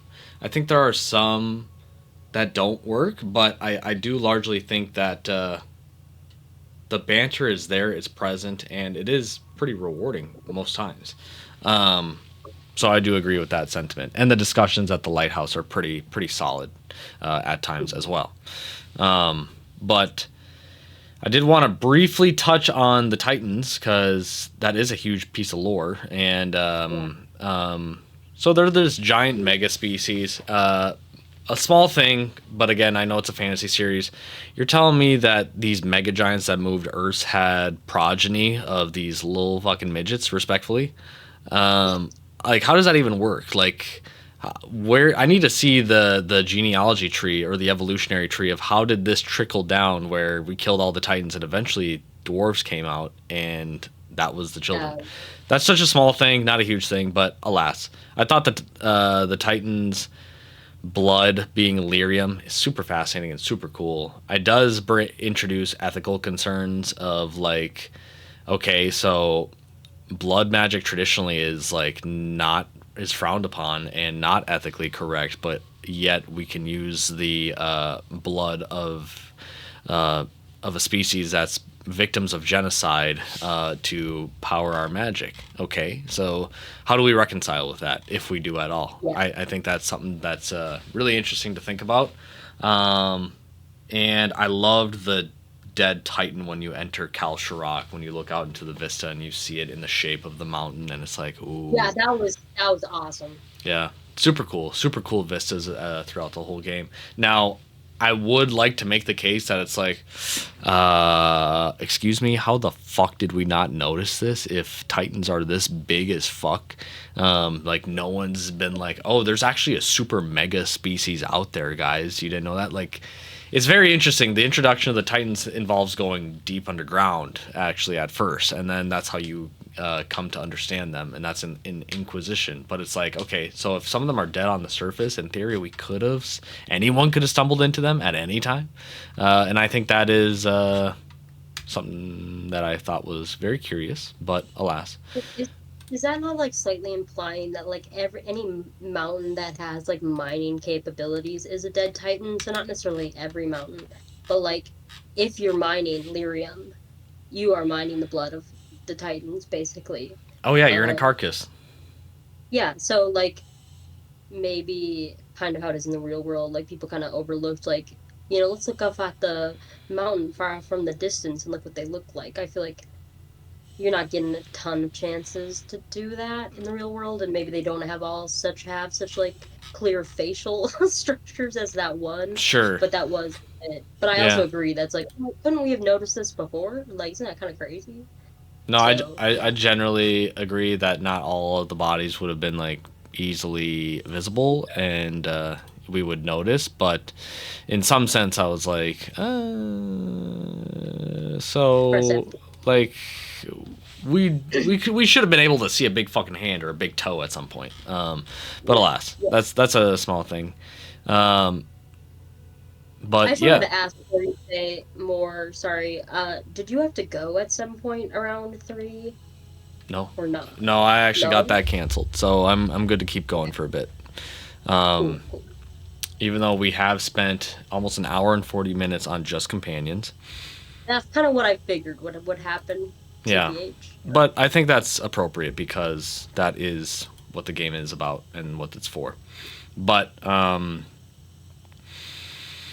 yeah, moving on to Anything else the you would say? Cool. yeah, I'm ready to keep going. The, Lucanus. the con. Lucanus. The Italian diva. No, I'm just kidding. Lucanus, I'll drive for a little bit. All right. I think Lucanus is really neat personality wise. I like his outlook on the world and him being an assassin and coming from the crows. I thought was really cool, and what he added to conversations was pretty neat. I felt once again my intelligence kind of being mocked by how the game kind of ignores established lore and kind Yeah. of swipes past it, and it starts right away at the recruitment mission where he insists that we need to destroy his vial of blood that's being stored. And it's like, you motherfuckers, you know it's a phylactery, and you're choosing not to say it. And that bothered me so much from the jump. And that sucks because that was one of the first recruitment missions that you do outside of getting Nev. I think it might be the literal first one. And It is. Oh no, it's Balara first. Sorry. Yeah, so Balara and then Lucanus, and I'm like, this is a phylactery, and you're just saying it's a vial of blood, and it's like, where is the reverence to pre-established ideas and concepts such that you adhere to a cohesive world and universe? Because otherwise, why the fuck do I need to destroy a vial of blood? It's just a vial of blood. And I echoed a lot of the sentiments here throughout the remainder of Lucanus's arc. I think it was a mistake to do the tropey assassin family arc for Lucanus, because it's such a, I mean, unless you do it really well, it can potentially work, but I found it to be like relatively dime a dozen of the I was tortured, and I had to become better and the conditions weren't great. And then there's the mother assassin who is very crass, and someone has mommy issues in some sense. So and I don't like it because of the premise of Lucanus's character involving a demon being with him the whole time. And just based on naturally established lore, you should not have demons in your body. In fact, in some instances, you shouldn't even have spirits in your body, because it's such a sensitive, they're sensitive entities and creatures and can easily be maligned and and twisted to their own needs. I think Anders is a beautiful display of that, where he had a good spirit in him, and when it turned not even technically bad, like vengeance in premise is not inherently bad, but when it gets conflated with sensitive emotions and traumatic events, you do horrible things. And we've talked about that in the past, so I don't really need to beat on that drum super hard. So when this legendary assassin gets a demon of spite, I'm like, okay, this is a cool introduction, but what are we doing with this? Like, how are we playing with this? And his whole subplot being, well, let's take care of my family problems. And it's like, bro, you have a demon in your body. Who gives a flying fuck about your family? I don't, respectfully. And I thought that somewhat fell flat for me. I wanted a resolution of removing spite, and maybe Lucanus grappling of like, I'm not an assassin if I don't have spite, or something like that, and tying that to who he is and like his merits. And maybe you can still relate that back to his family of like, if I'm not an assassin, or if I don't have spite, I'm a failure to the family, and I don't even deserve to be a crow, and I might as well never go back to Treviso. But we don't do anything meaningful in that respect. And even though they insist on coexisting with this demon of spite, you're telling me that a demon of spite in a legendary assassin's body does not feel more of a type of way when I say, hey, fuck Treviso, I'm saving Minrathous. Like, there isn't more tangible consequences than the hardened effect and the whole, oh, I'm not going to give you a healing potion now. It's like, oh, okay, Lottie freaking die. I don't give a shit if you don't give me a healing potion. Like, walk it off. It's I found it frustrating that the spite character wasn't taken with more gravity. Again, kind of going into the themes of kind of my qualms of Davrin with Asan, Balara, and the stakes of the gods, and Lucanus with spite. It's like you have a whole ass demon, and at some point I think Rook can call Lucanus an abomination, and Lucanus is like, I don't like being an abomination. And it's like, you called him a fucking slur for one, and two, you don't, no one cares about working on this. They're like, oh, but it's cool he'd get wingies, that's where the whole party is at. And it's like, we're not looking at the right issues, and I can understand the familial issues bothering him, but I didn't even care about the family enough to make that a huge deal. And the whole, I just didn't really care for it too much in a way that I wanted to. But I think when it comes to Lucanus's personality and just talking to him and his general likability, I think he's a solid character. I like his little relationship with Coffee. I like all of that type of stuff. And I think it's really cool. Give me 1 second. I'm getting a call. And we're back. Ooh. So I gave you a lot of Lucanus content. Give me your Lucanus thoughts. Well, what I wanted to know was, um, when you don't save Teresa and you save Marathis instead, you do not. Is it true? You do not get the quest with Lucanus, where you kind of figure out that Spite still thinks they're trapped in the ossuary. No, you don't. Okay, so that was the quest where I like really decided I really liked Lucanus, and Spite, and their in and whatever their relationship means, um, and so that does make me curious, kind of coming up next, like what I missed with Nev, because I saved Treviso, um, but Lucanus in general, I always love a crow. I'm a basic bitch. I'm just like other girls. I love a crow. I think assassins are fun. I was skeptical of Lucanus at first because I get annoyed by the internet girlies and they're like pushing a stereotype onto like these traditional attractive male characters, and it really bothers me in a way that is really not like what's the word? Rational. Um but they just like make up characters. Like, oh my gosh, I'm gonna tell you this and you're gonna hate it. You're gonna be like, Pearl, shut up, but I'm gonna tell you anyway.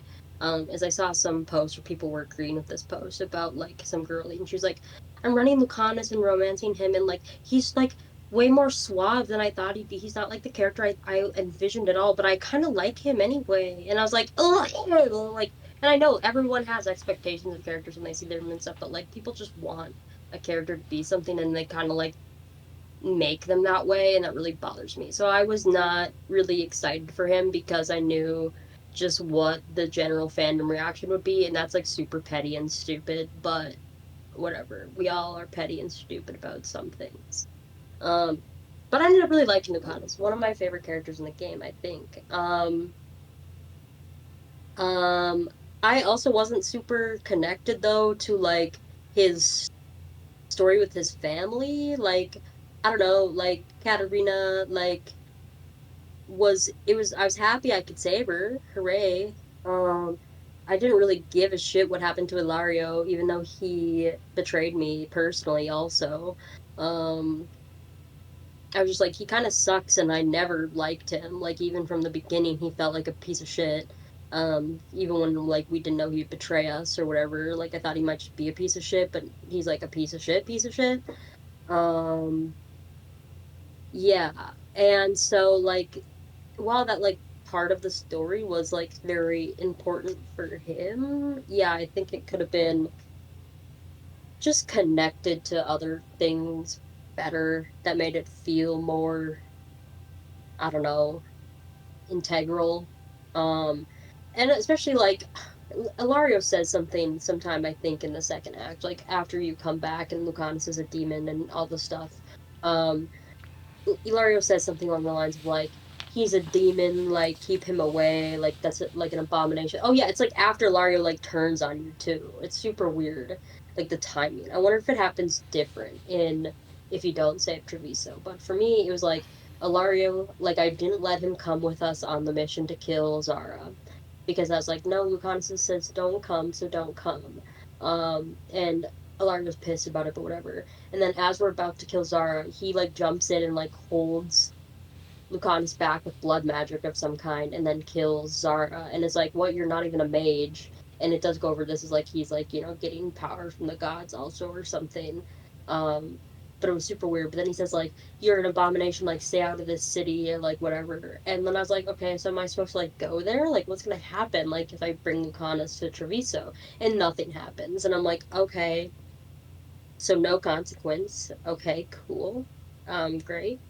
Um, hooray, I guess. Um, you're not really able to like personally like move against him in some ways, I guess, because you're trying to be sneaky, but I don't know, it felt like you shouldn't have been able to like it felt like the crow's like diamond should have been off limits during that part to me. I was like, why am I able to then just like go to the Alluvion here and like walk around and talk to Taya and Viago when they had to come all the way to Minrathis to have this other conversation with me? Super weird. But the ossuary quest, where Spite thinks you're still in the ossuary, is like it was really good, I thought. Nev's there in that one too, and it's like the first time that like Luke, you can like really, really tell Lucanus likes Nev, at least in my playthrough, and I was like, oh my god, that's how cute! I love it. I love when the characters date each other. That's so fun. Um, so fun, so cute. Um, and yeah, um, I liked that quest with Spite because you have a conversation with Spite about like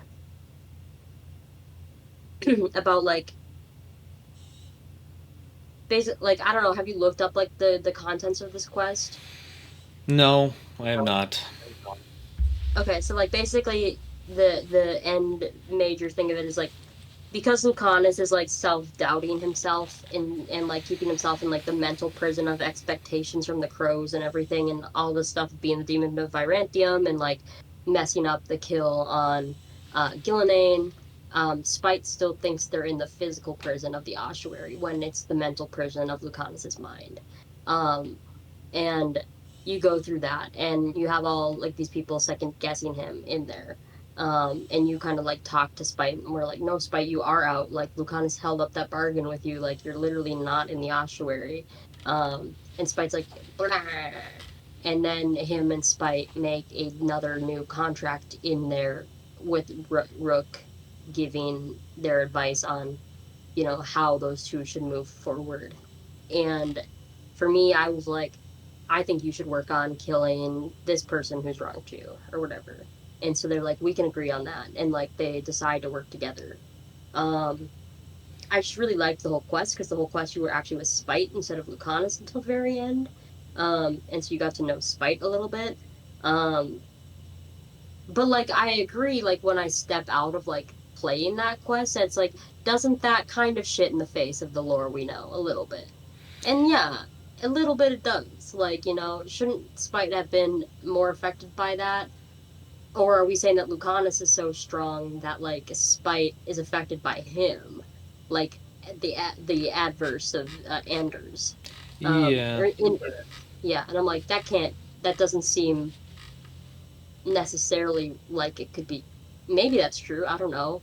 And then the whole game like talks about how like there are mages in the game that question like what's going on with Spite and Lucanus, and it's the different case of like the demon was forced inside of him rather than like the demon choosing to possess him. So is that why nothing has happened? But then like why can't they willingly separate, or can they and they just don't care to?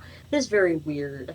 And yeah, like there's funny lines with two of like Spite being like when Nev and Lucana start dating, where you ask like what Spite thinks of the relationship, and Spite says something along the lines of like, when she takes off the hat, I go away, or something, which is really funny because obviously means they're gonna have sexy time, Oh. and allowed for sexy time. Oh. Um, The demon stays off um, during sexy time.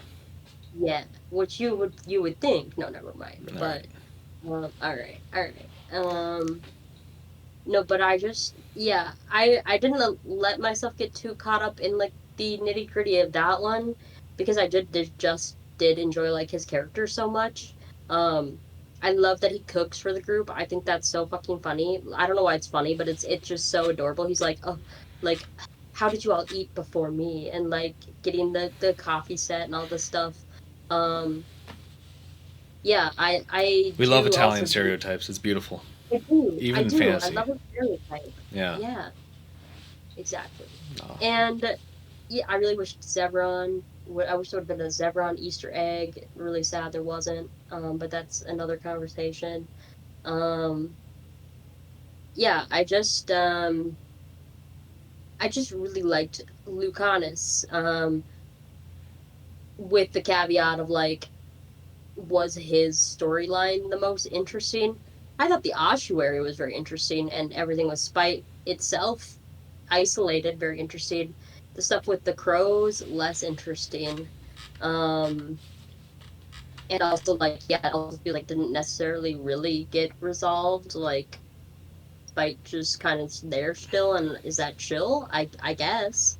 Yeah. Um, I yeah, it's a weird case where I love him for the writing of his like banter and all the stuff, but I get a little more muddy when I think about him in the lore of the universe. But there's other great stuff with like him and Davern drinking to become friends at the lighthouse, which they're both like upset about not winning at Weishaupt, and they blame each other at first, and then like they drink and talk about how like good at their respective skill set they are, and I think Yeah. that that's really sweet.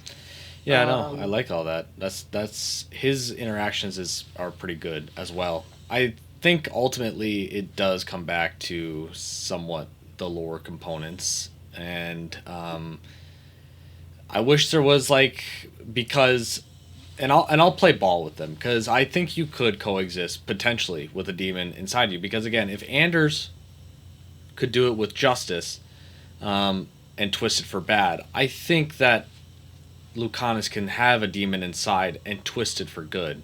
And maybe that mhm. manifests in the first act where Lucanus gets upset at Weishaupt or something like that. And what if he gets stepped to by like one of the Antivan crows and he's like, "You fucking failed, dog. Like you're not the demon of Virantium." And because Spite is a demon, he just kills the fuck out of the crow, just stabs him in the head or something like that. And Lucanus Yeah. knows that's wrong, but it's Spite. And so with that, you start this arc of like, this is a problem, and I have to figure this out. And you can work towards reconciliation and understanding the spite demon, and maybe through some growth or something like that, maybe you can have Lucanus twist that demon of spite into maybe not a spirit of vengeance, but maybe maybe not a spirit of justice, but maybe something a spirit that has a good connotation to it. Um, It's a good connotation of spite. I'm just trying to like think of it, like like I'm trying to think of like Solus was a wisdom spirit, and what did they say he becomes instead of like wise? Um, they kind of say he becomes like spiteful.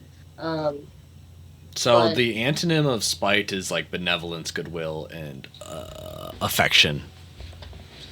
So it could be something like that. benevolence. It could be a spirit of Yeah, benevolence. You know, keep yeah. that violent arc, but like you're doing it for good and stuff like that. Like you could cheese something. Like, but this whole I refuse to believe the premise of like I'm gonna reconcile with an actual demon, and we're gonna rock this out through the whole story, and we're gonna do this. And so that's where I get like somewhat hung up on the whole thing with regards to him. So yeah, One more thing I wanted to say about him, that I forgot, but I had it pulled up, was at the very beginning you talked about the phylactery. Oh my goodness, the phylactery. you're Um, gonna get there.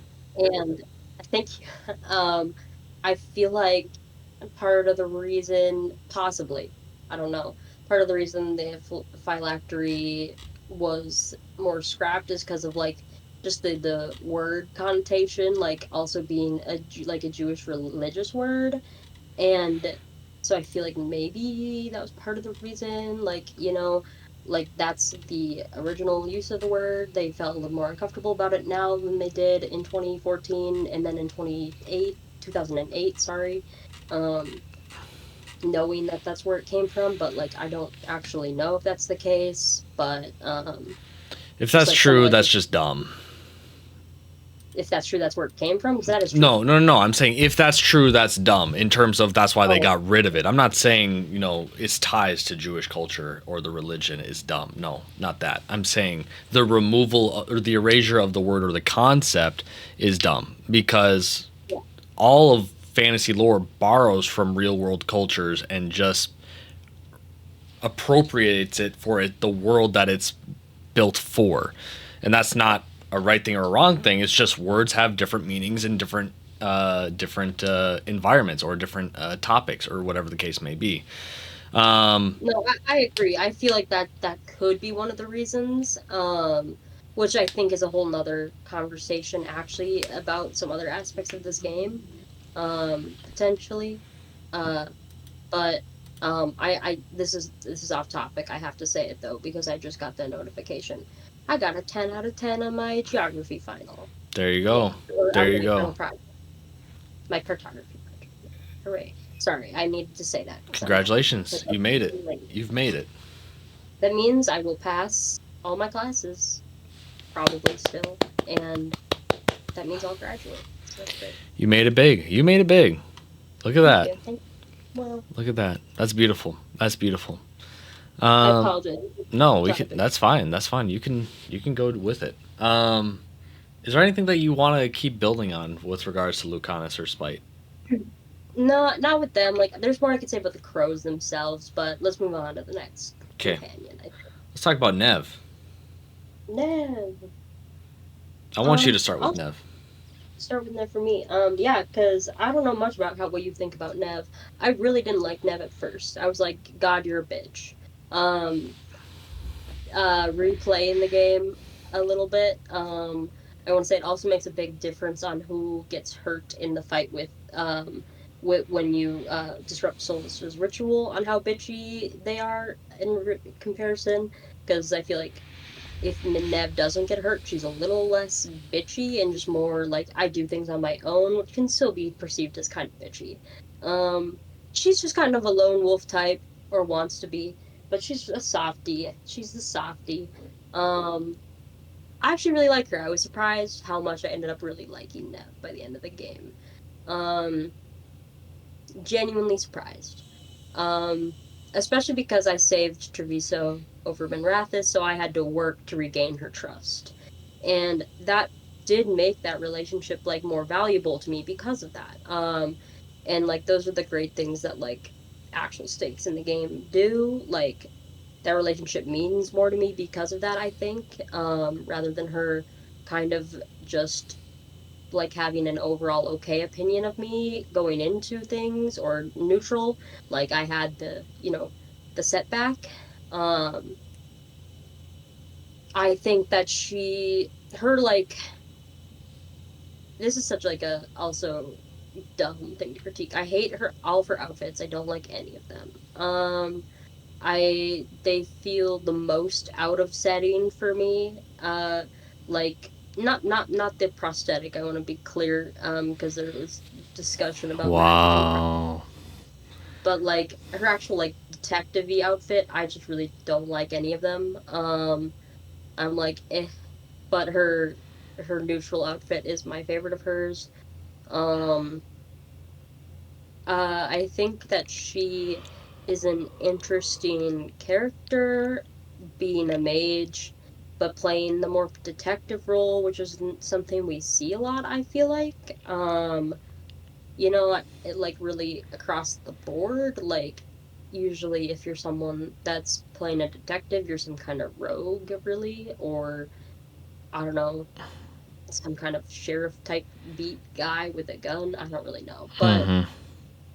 I was thinking I would have almost preferred if she was a little more rogue-like because of that. Like, I just felt like she kind of stood out still in Minrathist. I'm like, there's no way that you haven't been, like, taken out by the Venator. There's simply no way. Mm-hmm. Um, I kind of was a little bit disbelief at that, which I had to set aside to, like, enjoy things. Because also knew everyone. Like, I don't know. Maybe she was a little too high profile for them to just assassinate. I don't really know. But yeah, not saving Minrathis. All the shadow dragons, basically all like the ancillary shadow dragons, get hanged, and I thought that was insane. Like I was like, holy shit! Like going around the city and seeing that for the first time, I was like, holy ball. I don't know what happens to the crows if you don't save Treviso, but that was wild to me. I was happy that it wasn't like the regular civilians, but a lot of them suffered too. But like, Jesus Christ. Hmm. Um, and somehow none of the main shadow dragons that you've ever met though, which I feel like there should have been one of them. Not to like wish that on them, but like it felt a little unrealistic that none of the major ones ended up in that like group. Considering how many there seemed to be. Um, I yeah, I liked her relationship with all the other characters. I felt like her arc was good. It wasn't like did it add a ton to like the lore of the world? No, but I felt like it was not um like contrived or basic like we talked about like Balara's and Lucanus's a little bit. Um it was just like there's a bad Venatori and I've dealt with her in the past, and she's back, and she's bad, which is kind of basic at when you say it like that, but it didn't feel as much just like the other ones. And the outcome was just a fight. I don't know if there was a different possible outcome. Maybe there was, but because of my choices in the game, that was all the outcome possible. I really liked skipping rocks with her at the docks. That was great. That was a really great like personal quest that led into a more larger thing. Um, and her just knowing a lot of people about around Minrathis did make like that place feel more real. Um, yeah, I have a lot of other thoughts about like Minrathis in general, but like I just liked Nev. Like I liked her. Yeah, I am somewhat in a similar boat. I actually like Nev's personality with regards to I like a character that had that has like poise and is largely like couth, and she has a very strong head on her shoulder. She has Yeah. a lot of Vivian energy in her. Mm, I think Vivian had more personality in the way of like Vivian being Orlesian, she could get down. Like she had verbal hands for anyone, yeah. and she didn't play about that. So in that sense, I think she was a lot more compelling. But Nev being just strong throughout her cool headedness was super cool. I do think the voice actress for Nev is arguably probably the weakest. I did not Yeah. necessarily love the Nev performance, and I think that's really unfortunate given the type of character that she's being asked to play, because Nev is poised and couth and cool-headed, but when you have a delivery that's not strong with a character that's supposed to exhibit strength through her coolness, it actually turns out to be flat more often than not. And I found that to be a barrier for me to connect with her in a more meaningful way.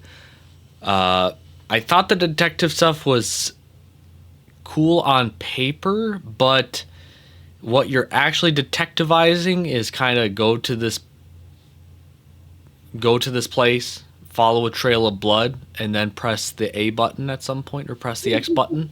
And I'm like, okay, well, this is not this isn't fucking CSI here, but we're doing something, I think. So I think her plot was, I think it was okay. It was the last one I did, and I think that tells you a lot about how I prioritize Nev. But I thought the thread was really compelling because the thread and the areas that the thread takes you to was very akin to like the teaser trailers early on that we had with Veilguard before the reveal trailer, where you had all these magical lights. It was almost not cyberpunk-esque, but it was a lot more glowing with the magic, and we have a lot of Yeah. like industry and infrastructure here because it's to Vinter and stuff like that. So I will put an addendum on, or I'll end that point with Nev and just go straight into Minrathis. And I think Minrathis as a whole is a damn fucking shame. As a whole, I mean, we've had two games prior, technically three. I don't think we got that much to Vinter lore in Dragon Age Origins, but certainly in two with Fenris, Mhm. among other characters, and especially in Inquisition with Dorian and such like that. Minrathis is the fucking heart of Tevinter. It's cultural center. It's technology center. It's the home of the Magisterium, and you are being promised as the player that, hey, guess what? We're going to fucking Minrathis. Oh shit, here we go. And you're telling me we pull up and we can't leave fucking Docktown, arguably the least compelling area of Minrathis? Like, we want to be where all the shitty, crummy people are, not necessarily with this like lower downtrodden system of people where not much is happening. It's just we have the thread running amok, and no one really gives a shit about this place. Like Minrathis doesn't give a shit about Docktown. It's just there. In fact, they don't. Minrathous doesn't give a shit about Docktown so much that you let a whole Blight Dragon invade it, and the Magisterium doesn't give a shit. They don't get involved. They leave it to the Shadow Dragons, if they even know the Shadow Dragons exist. And I think like that's just a testament to what we could have potentially gotten. The Minrathous is the heart and soul of how scummy the Tevinter people can potentially be. And I thought that was such a lost opportunity to not explore that firsthand and maybe have Nev take down corrupt members of the Magisterium or something like that. What if the investigation led to something bigger than, you know, bigger than Nev, bigger than the Thread, bigger than, you know, anything like that? Like, maybe they are trying to get involved with who the Archon is going to be, and they're trying to usurp both Dorian or the other gal, whatever, I forgot what her name is, but May. Maeve. Well, May is her like abbreviated name. It's something like May Varus or something. Okay, but yeah, May. So in that sense, it was exciting to do the her subplot because her when we go to the regions with the Thread, we start to get the glowy signs and like the cool, interesting, like the back streets of the Docktown where these the scum is. But it was like this was just kind of a tease for what Minrathous actually is. I mean, you look at the fucking skyline, you're like, oh shit, I wonder what's going on in there. So Yeah. I think in terms of what Tevinter representation is and how they approach it, I was like, why would you put us just right outside of the action instead of just in it? And tying Nev into Tevinter and Tevinter into the Venatori, I'm gonna just bunch this thought right there. Like this is the second game that we've had the Venatori as a faction, and they're supposed to be like this blood mage cult and stuff like that. And I still don't even know who leads it. Like, how is this even an organized body? And B, I don't really give a shit about them still. They're still just kind of like Tevinter fodder, which is somewhat a shame. Of they're supposedly such a big threat, and they're servants to the Evanuris, and they're just kind of there. So yeah, Tevinter culture I think took an L in this game in terms of how it's represented and portrayed. I think the Nev character is cool. I think she is kind of hindered by what her voice actress is able to do, and yeah, that's where I kind of land with my monologue. Yeah, I wasn't sure if we were gonna get into that yet or not. It's one of those things like where I was like talking about like thinking about the game as like its own entity versus an entry into the Dragon Age series, and they're very different outcomes, I think, in my mind. Maybe not very different is the right word, but like there's things that like if I didn't know all the Tevinter lore, like if I was coming into this game not as a Dragon Age fan, I think I'd be more okay with Docktown.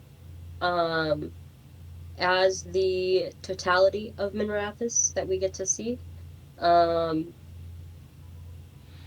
being a Dragon Age fan, it's certainly like more frustrating that we don't get to see the other things. Like we get to go into the Archon's palace a little bit at the very end. And then you get an end card that's like Dorian Pavis becomes the Archon, and you see him up back on the Archon's palace, which is apparently floating in the sky again after everything that's happened. And you're like, oh, I never got to like go to any of the cool stuff in Manrathus a little bit. Not that Docktown doesn't have cool stuff, but like it's the slums, and like I get it. Part of the thing is like your rook is kind of coming from the dirt a little bit. I mean, they're still part of one of these big factions, but I feel like that's a whole other conversation too about just like where the companions hail from and everything. But yeah, I think it would have been a lot more meaningful to like unseat some Venatori Magisters ourselves rather than find that Gillinan, or sorry, not Gillinan, Elgranon has like drained them all in Archon's palace. my understanding was that like the leader of the Venatori is like most of the like what are they called? Most of the Magisterium, like just kind of are the leaders, and they kind of an open secret. But and also that like the Shadow Dragons also seem like kind of an open secret because like they were a faction established by Mavarus and Dorian, kind of like in the in the magisterium, and then once Mavarus was like had her seat stripped, like that's when the Shadow Dragons became like a faction on the ground. Um, and in that case, that means they're really new. Um, maybe not really, but like last 10 years new. Um, and yeah, it just felt like I would have liked more from Minrathous and Treventer as well, with that being the setting. Like if you had before we knew that the game was going to be so faction based, I would have just imagined that it was mostly going to take place in Minrathous, um, is what I figured. Mm-hmm. Um, and maybe that'd be a little too much like Kirkwall. And maybe that's part of the reason they stepped away from that. I don't know. I'm just throwing shit out there as possibilities. But yeah, I think it limited what Nev's arc could be by limiting her to Docktown. But like that then was her whole personality was like how much she cares about Dogtown, making Dogtown better, which I think is totally fine in itself. It's just that like I think the players, like if you're making this game for fans of the series, would Mm. have deserved to have another like then companion be from deeper within the city, and there could have been conflict about that between Nev and that companion, which would have been pretty interesting. I did like that Nev had to come on. There wasn't many times where like you I felt like had to like take a character on a mission that was outside of like their major faction really, but I did like that Nev had to be there on the mission to like uh save the veil jumpers because you used her to blend in with the Venatori. I thought that was cool and fun. Yeah, I think it was a perfect analogy of how that faction just operates, and it's just completely faceless, and no one cares who you are. And so I Yeah. was like, this is a very low effort sneak quest, but I guess it's neat. Um, yeah, yeah, I don't know. It was such a big. I mean, this was a huge ass selling point of for Dragon Age fans of why to get excited is like we are going to Northern Thedas now. We're not touching Orlais, we're not touching the South. We are moving on. We're going deep north, and it's like, oh shit, okay, you're showing us Teventer, and it's like you showed us you showed us the reflection of Teventer in a very poorly lit room. And Yeah. that's what we got. And we were supposed to be like, oh, great. Thank you. Um, so in that sense, it was very frustrating. And Yeah. go ahead. I want to say that like also I feel like I have a lot more thoughts on the setting in general that I feel like is a whole nother part of the conversation. Sure, sure. Um, yeah, if you're ready to move on, we can go. We can move Yeah, on. I'm ready to move on from All there. right. Unless you have anything else to say. No, I don't got much else to say on Nev. But our last but certainly not least companion, I'm sure we both have a lot to say. And that Yeah. is Tosh. Tosh. I would like you to go first on Tosh because you romanced them. Yeah, I did romance Tosh. I wanted to romance Tosh because muscle mommies for the win. And so that is part of the impetus for why I romance Tosh. But my thoughts on Tosh was the writers really kind of disrespect the Tosh character and what they are trying to accomplish with them. And by that I mean, and I picked up this tidbit from another review that I watched, and I agreed with the sentiments. It really clicked it all together. They want to make Tosh. I think the point of Tosh and how their struggles with identity is meaningful and purposeful, noble in some sense as well.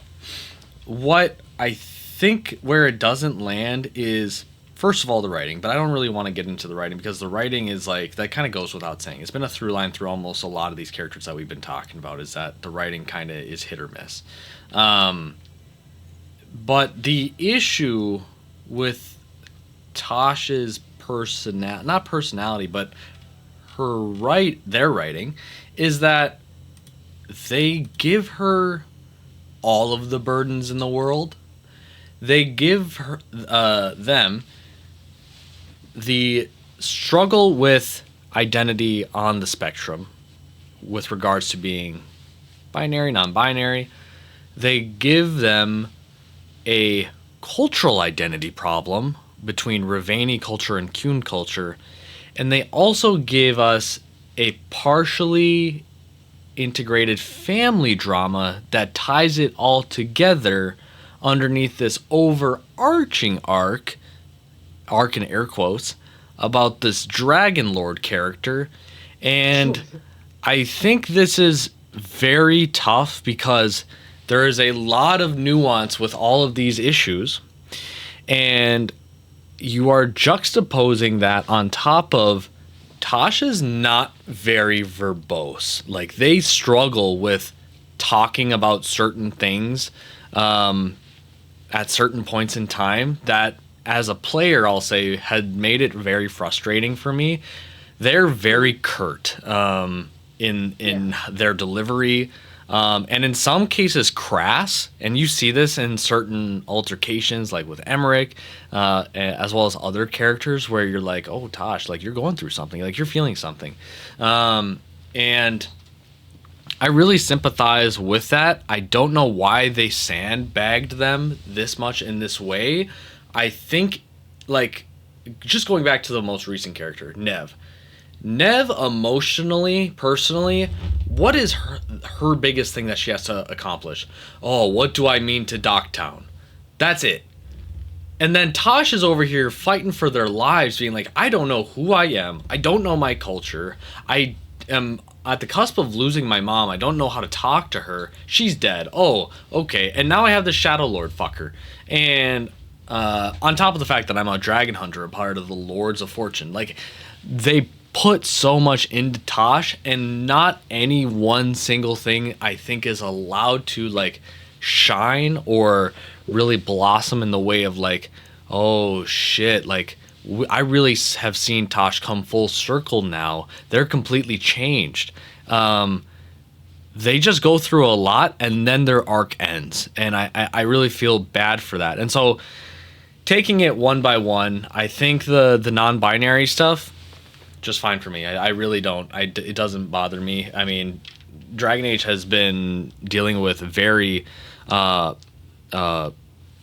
liberal ideas when it comes to identity since basically the beginning. So I know that was like a point of contention for a lot of people of like, why do we have social politics in games? And it's like, bro, Dorian was gay as fuck. So if you're complaining about that, then you're complaining about the wrong thing, because there's more things to complain about the Tosh character. And that's the next thing, which is the cultural identity problem.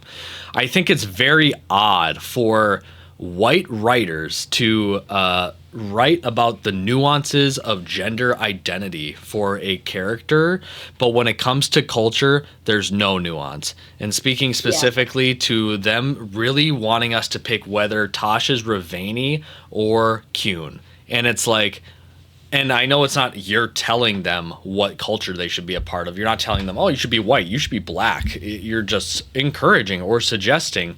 But I think that is a really uncomfortable position to put your protagonist in, because no normal person in their real life would do that. I think almost every normal person would say, Tosh, you should be yourself. Like, you love dragons. You are interested in dragons. You are a member of the Lords of Fortune. That's your identity. So rock with that and don't try to be Ravani or Quinari if that doesn't speak to you. So the way that this game shoehorns this in, and I guess they shoehorned it in because that's her mom's whole gripe and all that type of stuff, and they want to appease her mom in all that those types of way. I think is kind of noble, but again, it doesn't need to be here. I think there's enough here with her mom's grievances that we didn't need to really bring in the whole identity culture problems that Tosh has. And so the beef with their mom, I think, is also somewhat underbaked. Like, it comes to a head and then she gets snatched, and then it's kind of somewhat resolved in this "I'm just about to die" speech monologue. And I think that's really unfortunate for the Tosh character, that Tosh isn't even allowed closure in that respect. Again, going back to like the distribution of issues that these characters have, like, you know, what is Nev doing? You know, what is Harding going through besides, you know, understanding her people's past, which I guess is traumatic in its own right, but it's like, it's just that one thing, and there's nothing that even Harding can do about it because it's already finished and wrapped up. So it's like, but Tosh, you know, give them fucking everything. And I don't know if that's a deliberate choice, because it's like, you know, you want a person with very liberal ideas like being non-binary to see them suffer and go through a lot to kind of artificially drum up sympathy. I don't know why that's the case, but alas, they did it, and I don't think it really lands well as far as that. But I'll take the identity and gender identity issues. I should say culture and gender identity issues for Tosh's subplot in exchange for, we just dropped this whole Dragon Lord shit in its entirety. I don't know why it's here. It feels so trite, and it kind of makes the Quinari people kind of seem like big fucking dipshits, that there's just this one guy who's like, I live in a fucking volcano and I am the Dragon Lord. And it's like, this is such a PS2 ass villain. And I feel this largely about a lot of the villains for this companion subplots. I wish we could explore emotional growth or complex ideas and themes without putting a big bad of some sort on the other side of it to overcome it or achieve it. I think if you want, again, talking about subject matter and taking things seriously, you know, how B'Elar doesn't really handle the gods that super seriously. Davern doesn't take the responsibility of Asan super seriously. I don't think the game treats it its own identity issues super seriously, in the way of like, why did we really need, like, we have enough mileage, we have enough to write about here just by assuming gender identity and cultural identity, that we didn't need to be like, well, if the player's going to go through all of this stuff, they have to bonk something at some point, so give them something to bonk.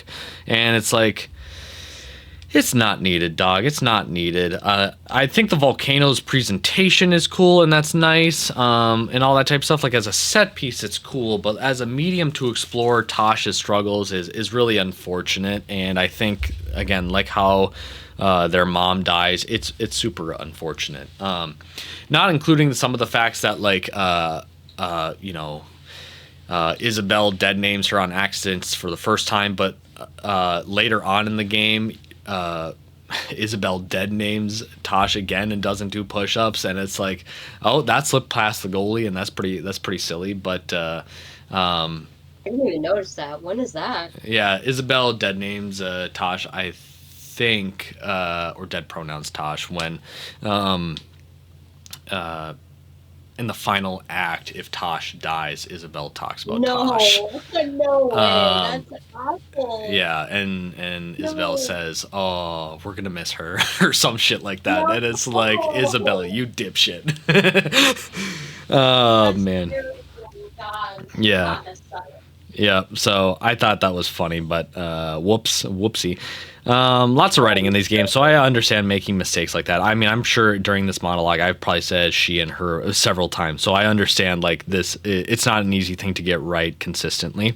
But a alas, that is a thing. But going back to the personality of Tosh, I think having only 7 companions in your game and making a character like Tosh very curt is challenging, and introduces obstacles to really connecting with them in a more meaningful way. I do think that if you have 7 companions, Tosh has to be a little bit more personable than "Humph," or yeah, right, or like these 2 3 word answers for all of our banter. Like, you are directly affecting the product here, which is, we're here to get good banter, and you're being a fuckhead right now.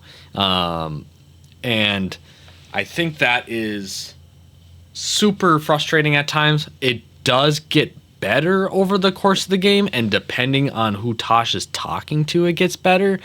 But I did find it early on, and even in the middle of the game, of like, you got to give us a little bit more. You got to give us a little bit more. And the romance with Tosh was super there. I think it was sweet at times. I think I got the good end of the stick because I can pick a romance dialogue option instead of saying that Tosh should be Ravani or Quinari. So that was my get out of jail free card, thankfully. But it was really tough. Only because I think the romance was, and I think a lot of the romance in the game is just by, word of mouth. I think the romance in the game is kind of unearned and lacks the depth that the game wants you to believe these characters have, because all romance in this game boils down to is, if you pick the hard option enough times, you're gonna get a fuck scene. And I think that is not great BioWare writing, in terms of, like, you want to earn your keep, you want to get the good approval, you want to be understanding of them, all that type of stuff, and then you can earn it. And maybe there will be times where maybe you make an advance and they're not even ready, and they're like, I don't see you like that, or something like that, and then maybe you earn it later. I remember distinctly with Jack, like, if you want to romance Jack, that is a complicated dialogue path you have to navigate. And it doesn't give you the hard option. It's just a dialogue wheel. So I do appreciate that the game gives you these symbols of, like, oh, this dialogue means this and this dialogue means this. But it does make everything a little too easy, in the way of, like, we have such a diverse cast with different backgrounds and stories, but it all comes down to, if I riz you up just a little bit, I'm getting in. So the romance scene itself, it was solid. Saw a little bit of Tasha's booty cheeks, but I think it was pretty light in terms of fantasy romance, for better or for worse. I mean, maybe that's more people's speeds, but some people prefer more. But yeah, it was cool. Oh, and another thing that I want to say on Tosh before I pass the baton over to you. So they do all of this, and they explore all of this, identity issues, mom issues, and Dragon Lord stuff. And I feel like all of this came at a cost, and that cost was, like, actual meaningful Quinari culture and lore that could have been explored. Iron Bull gives us some, and he's Ben Hastrath and all that type of stuff, but the mom character is there in such brevity that it's really hard to get anything super meaningful. And I know that I have a personal stake in getting Quinari lore, and I'd like to see more, but this is just, I guess, the vacuum that's left up from when elves take up so much of your game, and your companion writing is such that they have bigger fish to fry than the nature of the Qun and how they operate and anything like that. So that was frustrating, but that, such is life. Yeah. You said a lot of things, I think, even better than I would have, that I feel about Tasha's character. I haven't, like, watched any reviews or anything. I've read some here and there comments on the Dragon Age, whatever it is, Dark and Drastian memes, Reddit page, I've read comments on there. I've read a few like articles on various parts of the game, but I don't think I had quite as good of a way to say about Tosh what I wanted to say that I think you said well. Um, what I wanted to add to it was that I feel like part of the reason they load up Tosh's plate is to make sure they're not a character whose only identity is or like their only story beat was their gender identity because that would be it's not even a like it would be bad, but it would be more of a way for the people that don't want that story to just then completely ignore Tosh.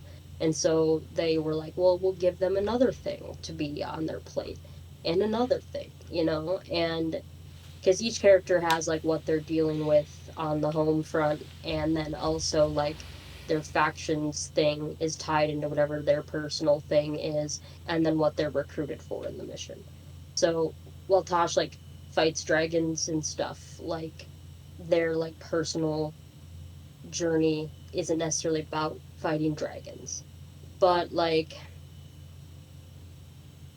it was just yeah, just too much stuff that was also too just similar. Like and even though like they went different paths with it, whereas like giving Tosh a spectrum to express gender and then like making them have a binary choice between culture is super weird in itself. It's just like still a expression choice, and I feel like it would have been more interesting maybe for them to have the gender identity plotline along with like something else with the lords or something else with like the identity of being a dragon fighter, because the other thing was like for me with Tosh's whole dragon fighting thing, it didn't even feel like Tosh necessarily was like super into dragon fighting as much as like they just really liked dragons and liked learning about dragons. Like they knew so much about dragons, and anytime you were like, do we have to fight her? And it was just like to lure the dragon away. She's like, no, of course not. We're not gonna fight them. Like whatever dragon it was, and then you would eventually have to fight it anyway. But like, I feel like maybe in the same way with like Hassan and the Hala, like I feel like maybe Tosh becoming like a dragon shepherd would have been way more fucking cool to me. Um, in some regards, I don't know what the fuck that would look like. Not even possible, probably. But like, I felt like they had more of a love for dragons than like a I want to necessarily fight and kill dragons, even though they definitely did like to fight and things. I would have liked to give Tosh that option rather than spend time with, the Dragon King guy who was a bunch of whatever. And like touching on him, like I don't know, it was one of those things where it's like we have the Antam. He's technically Antam, I think, little confusing. And we have the Butcher, who, contrary to the Dragon King, the Butcher was mostly MIA the whole fucking game. But the one conversation we had with him, I thought was fucking great. Like I was like, oh shit, like actually conflicted villain. Like he's like, I like want the gods' power, but like I don't want to give up this city, and like I like this city, and like now that I've taken this power from the gods, like I can't stop like their like ringing in my ears, kind of like the calling, And he's like, I want to give you this information before they take me, but I want like my warriors ending. And so he goes and he fights the other Antum, and you kill him while he tries and coughs up the information for you, while he's turning into like some big monster. Like, was it executed perfectly? No, but like I almost wish that like the Dragon Kings on Tom and those on Tom could have been connected and more, and like we could have like eliminated one of those boss fights, Like take the Dragon fucking King out. Well, who the fuck was that? Not important. I think it's story basically at all. He's just some name that's being thrown around. And like just make them all under the Butcher or something. Have the Butcher be in the fucking mountain. And even though that wouldn't make sense for what I'm saying, his storyline was because he wanted to be in Treviso. Just like making some of the arcs more connected could have like really strengthened things, I think, like arcs between the companions. Like anytime like you'd be in Manrathis for one of Lucanus's quests, I was like, this is good. Or like you'd have to go to another area for one of their quests that wasn't the home base of their team or their faction. Like I felt like that strengthened something. So I'd usually bring the character who was from there and then them, and they could have interesting dialogue about the location and get to know each other better. And so that was nice. Um, but yeah, I agree. I felt like Tasha's everything was super bloated, and not focused. And, I feel like even if they'd not done like either the gender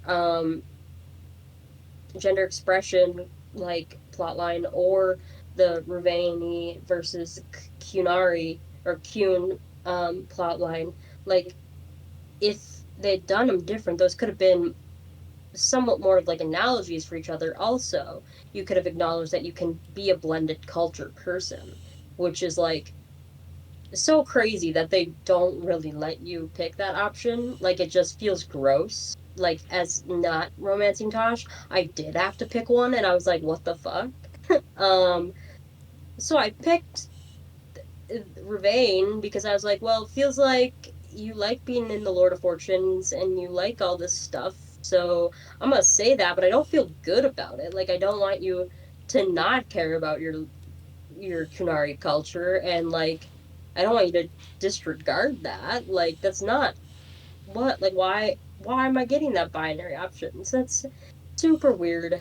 Um but yeah, I feel like those like two paths could have informed each other a lot more and could have been culminated in one decision, even like, you know, like mixing your cultures versus like sticking to the binary. And that could have been, more of how Tosh then ends up deciding to like maybe be non-binary from there, which is not how that works at all. But like, I don't know, or maybe regardless, Tosh like decides they're non-binary, but there's just like less like quest lines tied to it that are like involve any combat or anything.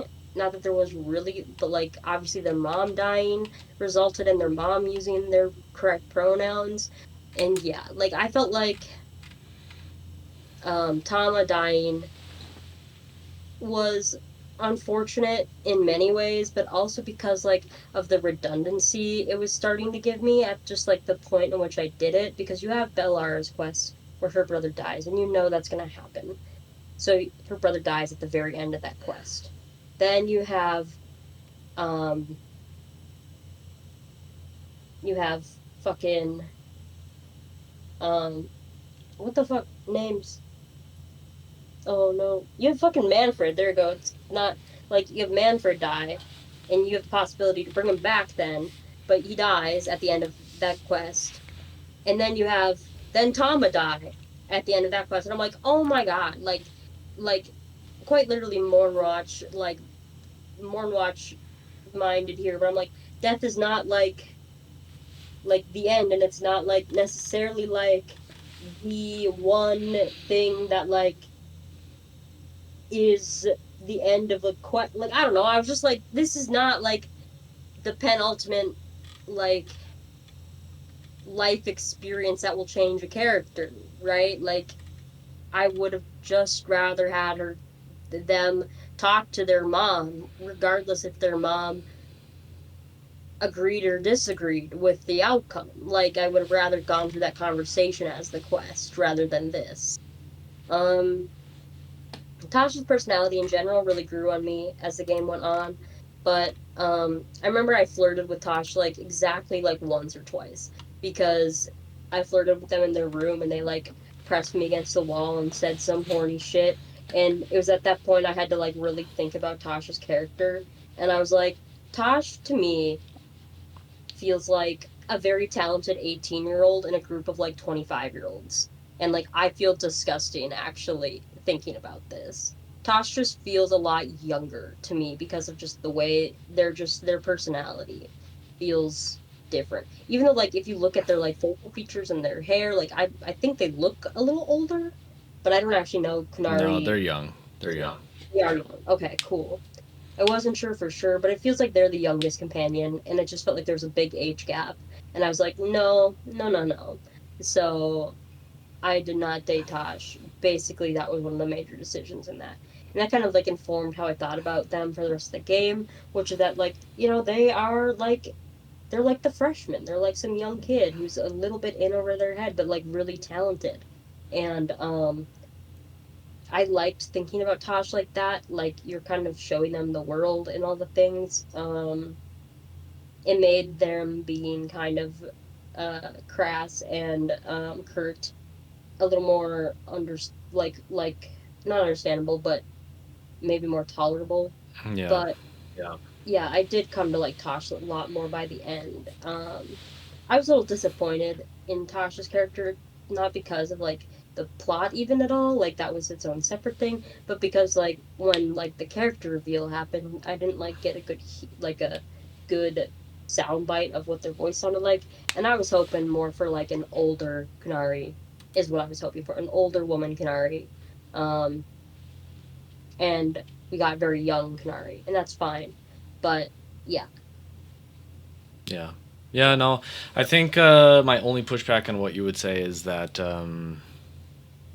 not pushback, but I would say that if they were afraid of Tosh being known for their struggles with gender identity, then I don't think they were really ready for tackling the topic of gender identity.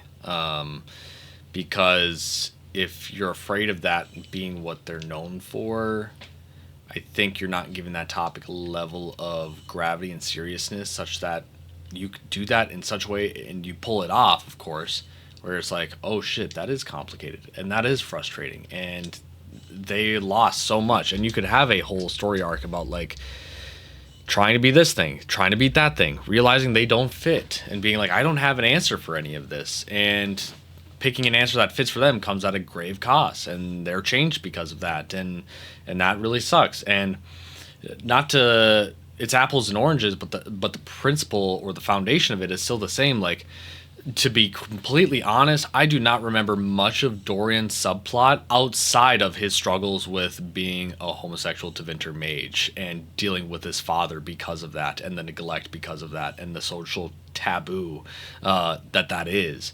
And there's probably more to it. Maybe there's some combat sequences and we got to fight some Venatori or something like that. But to me, Dorian and how he's written and the complicated emotions he feels towards his father and how that's discussed makes that issue so much more complicated and harder to grapple with as a player. Because if I want to be reductive, I could just be like, well, fuck your father, date who you want, and move on. But how you feel about Dorian and how Dorian feels about his dad, you feel like, oh shit, he doesn't want to lose his dad. Like, he wish he could make this work and make this make sense, right. but he can't. And I think with this plot, it actually does the reductive thing of just having Rook tell him, well, let's just call you they, them. And granted, we still have to deal with the issues of like, well, my mom doesn't understand that. And she doesn't see it like that. She's more Quinari than I am. And she wants me to be more Quinari. And all this type of stuff. And I just am like, but because that relationship isn't explored more and there isn't we get to the falling out part, but we don't really get that much of like a fix. We get the speech of like, you're okay now, like as long as you know who you are, you'll be fine. I just don't think it pays off in a fulfilling way, and it certainly doesn't pay off when it comes at the cost of like, oh wow, such a great speech, and then get killed by a guy named the Dragon Lord. It's like, damn dog, like take this shit seriously and have it be more meaningful, and let's do it. Like, let's see Tosh actually grapple with this, and let's figure it out. And let the player recognize that for a non-binary individual, they tried both sides, and it doesn't work that way. And we have to come with something in the middle. Let's try, seeing more of, Tosh in an environment where she's constantly referred to as she, her. Maybe it's a quest in Minrathous, a traditionally more conservative, a fringe conservative society, and she's just super uncomfortable and she hates it and she gets annoyed by it, and you see that visibly. And then maybe she goes, she's like, I'm not that, and then maybe she's like, maybe she plays with the idea of like, maybe I'm trans, and we just play in that pond for a bit, and like, let's just try it out, and maybe we go to a more culturally liberal place with that, and we have characters try it out, and maybe that doesn't work out. I think this whole like, well, we don't want to be the non-binary character, so let's shoehorn some other stuff. It's like, well, you don't have faith in the writing of the current subplot that you have, that you're just kind of try to pad it out with other stuff to make it feel impactful. And I think it gets sloppy. I think it's messy. I think it's a horrible casserole of a character. And not Tosh. I'm just saying how they handle the narratives of it all. So yeah.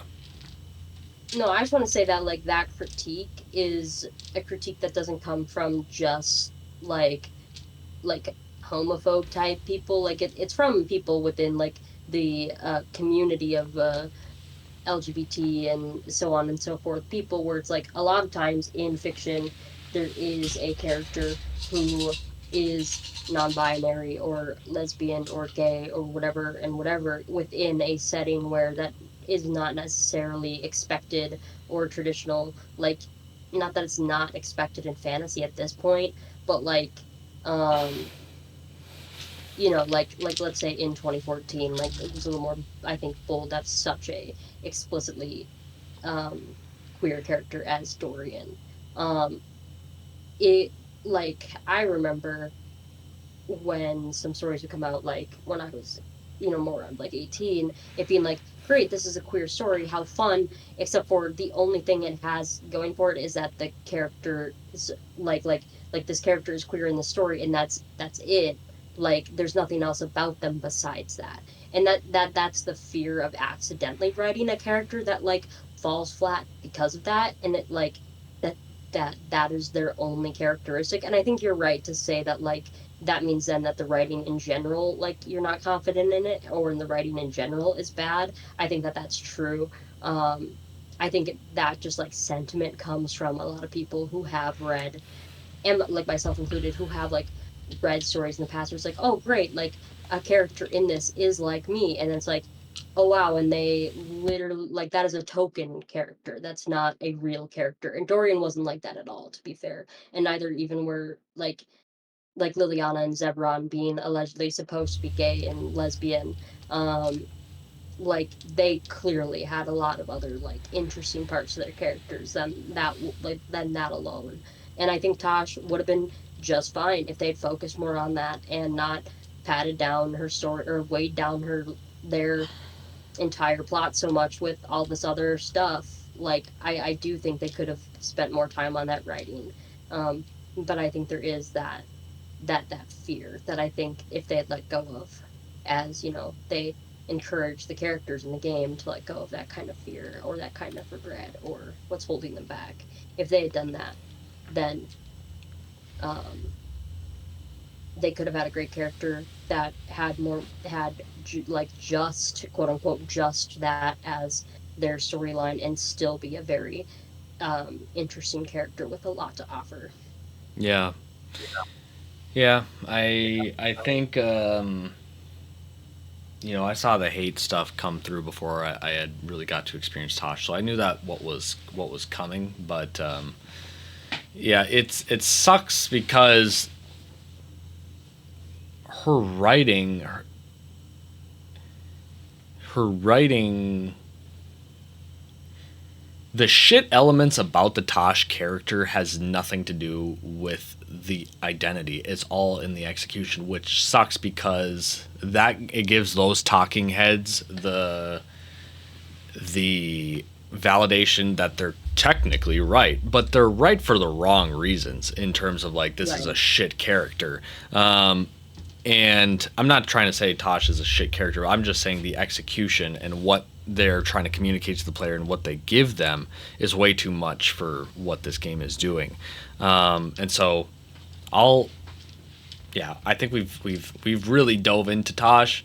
I think Yeah. Tosh is one thing I'll give Tosh credit about is that they give us plenty to talk about. They are so fascinating in that way in terms of how you implement complex themes and ideas into a narrative that has all these other moving parts and it's just one character on their own kind of navigating that space.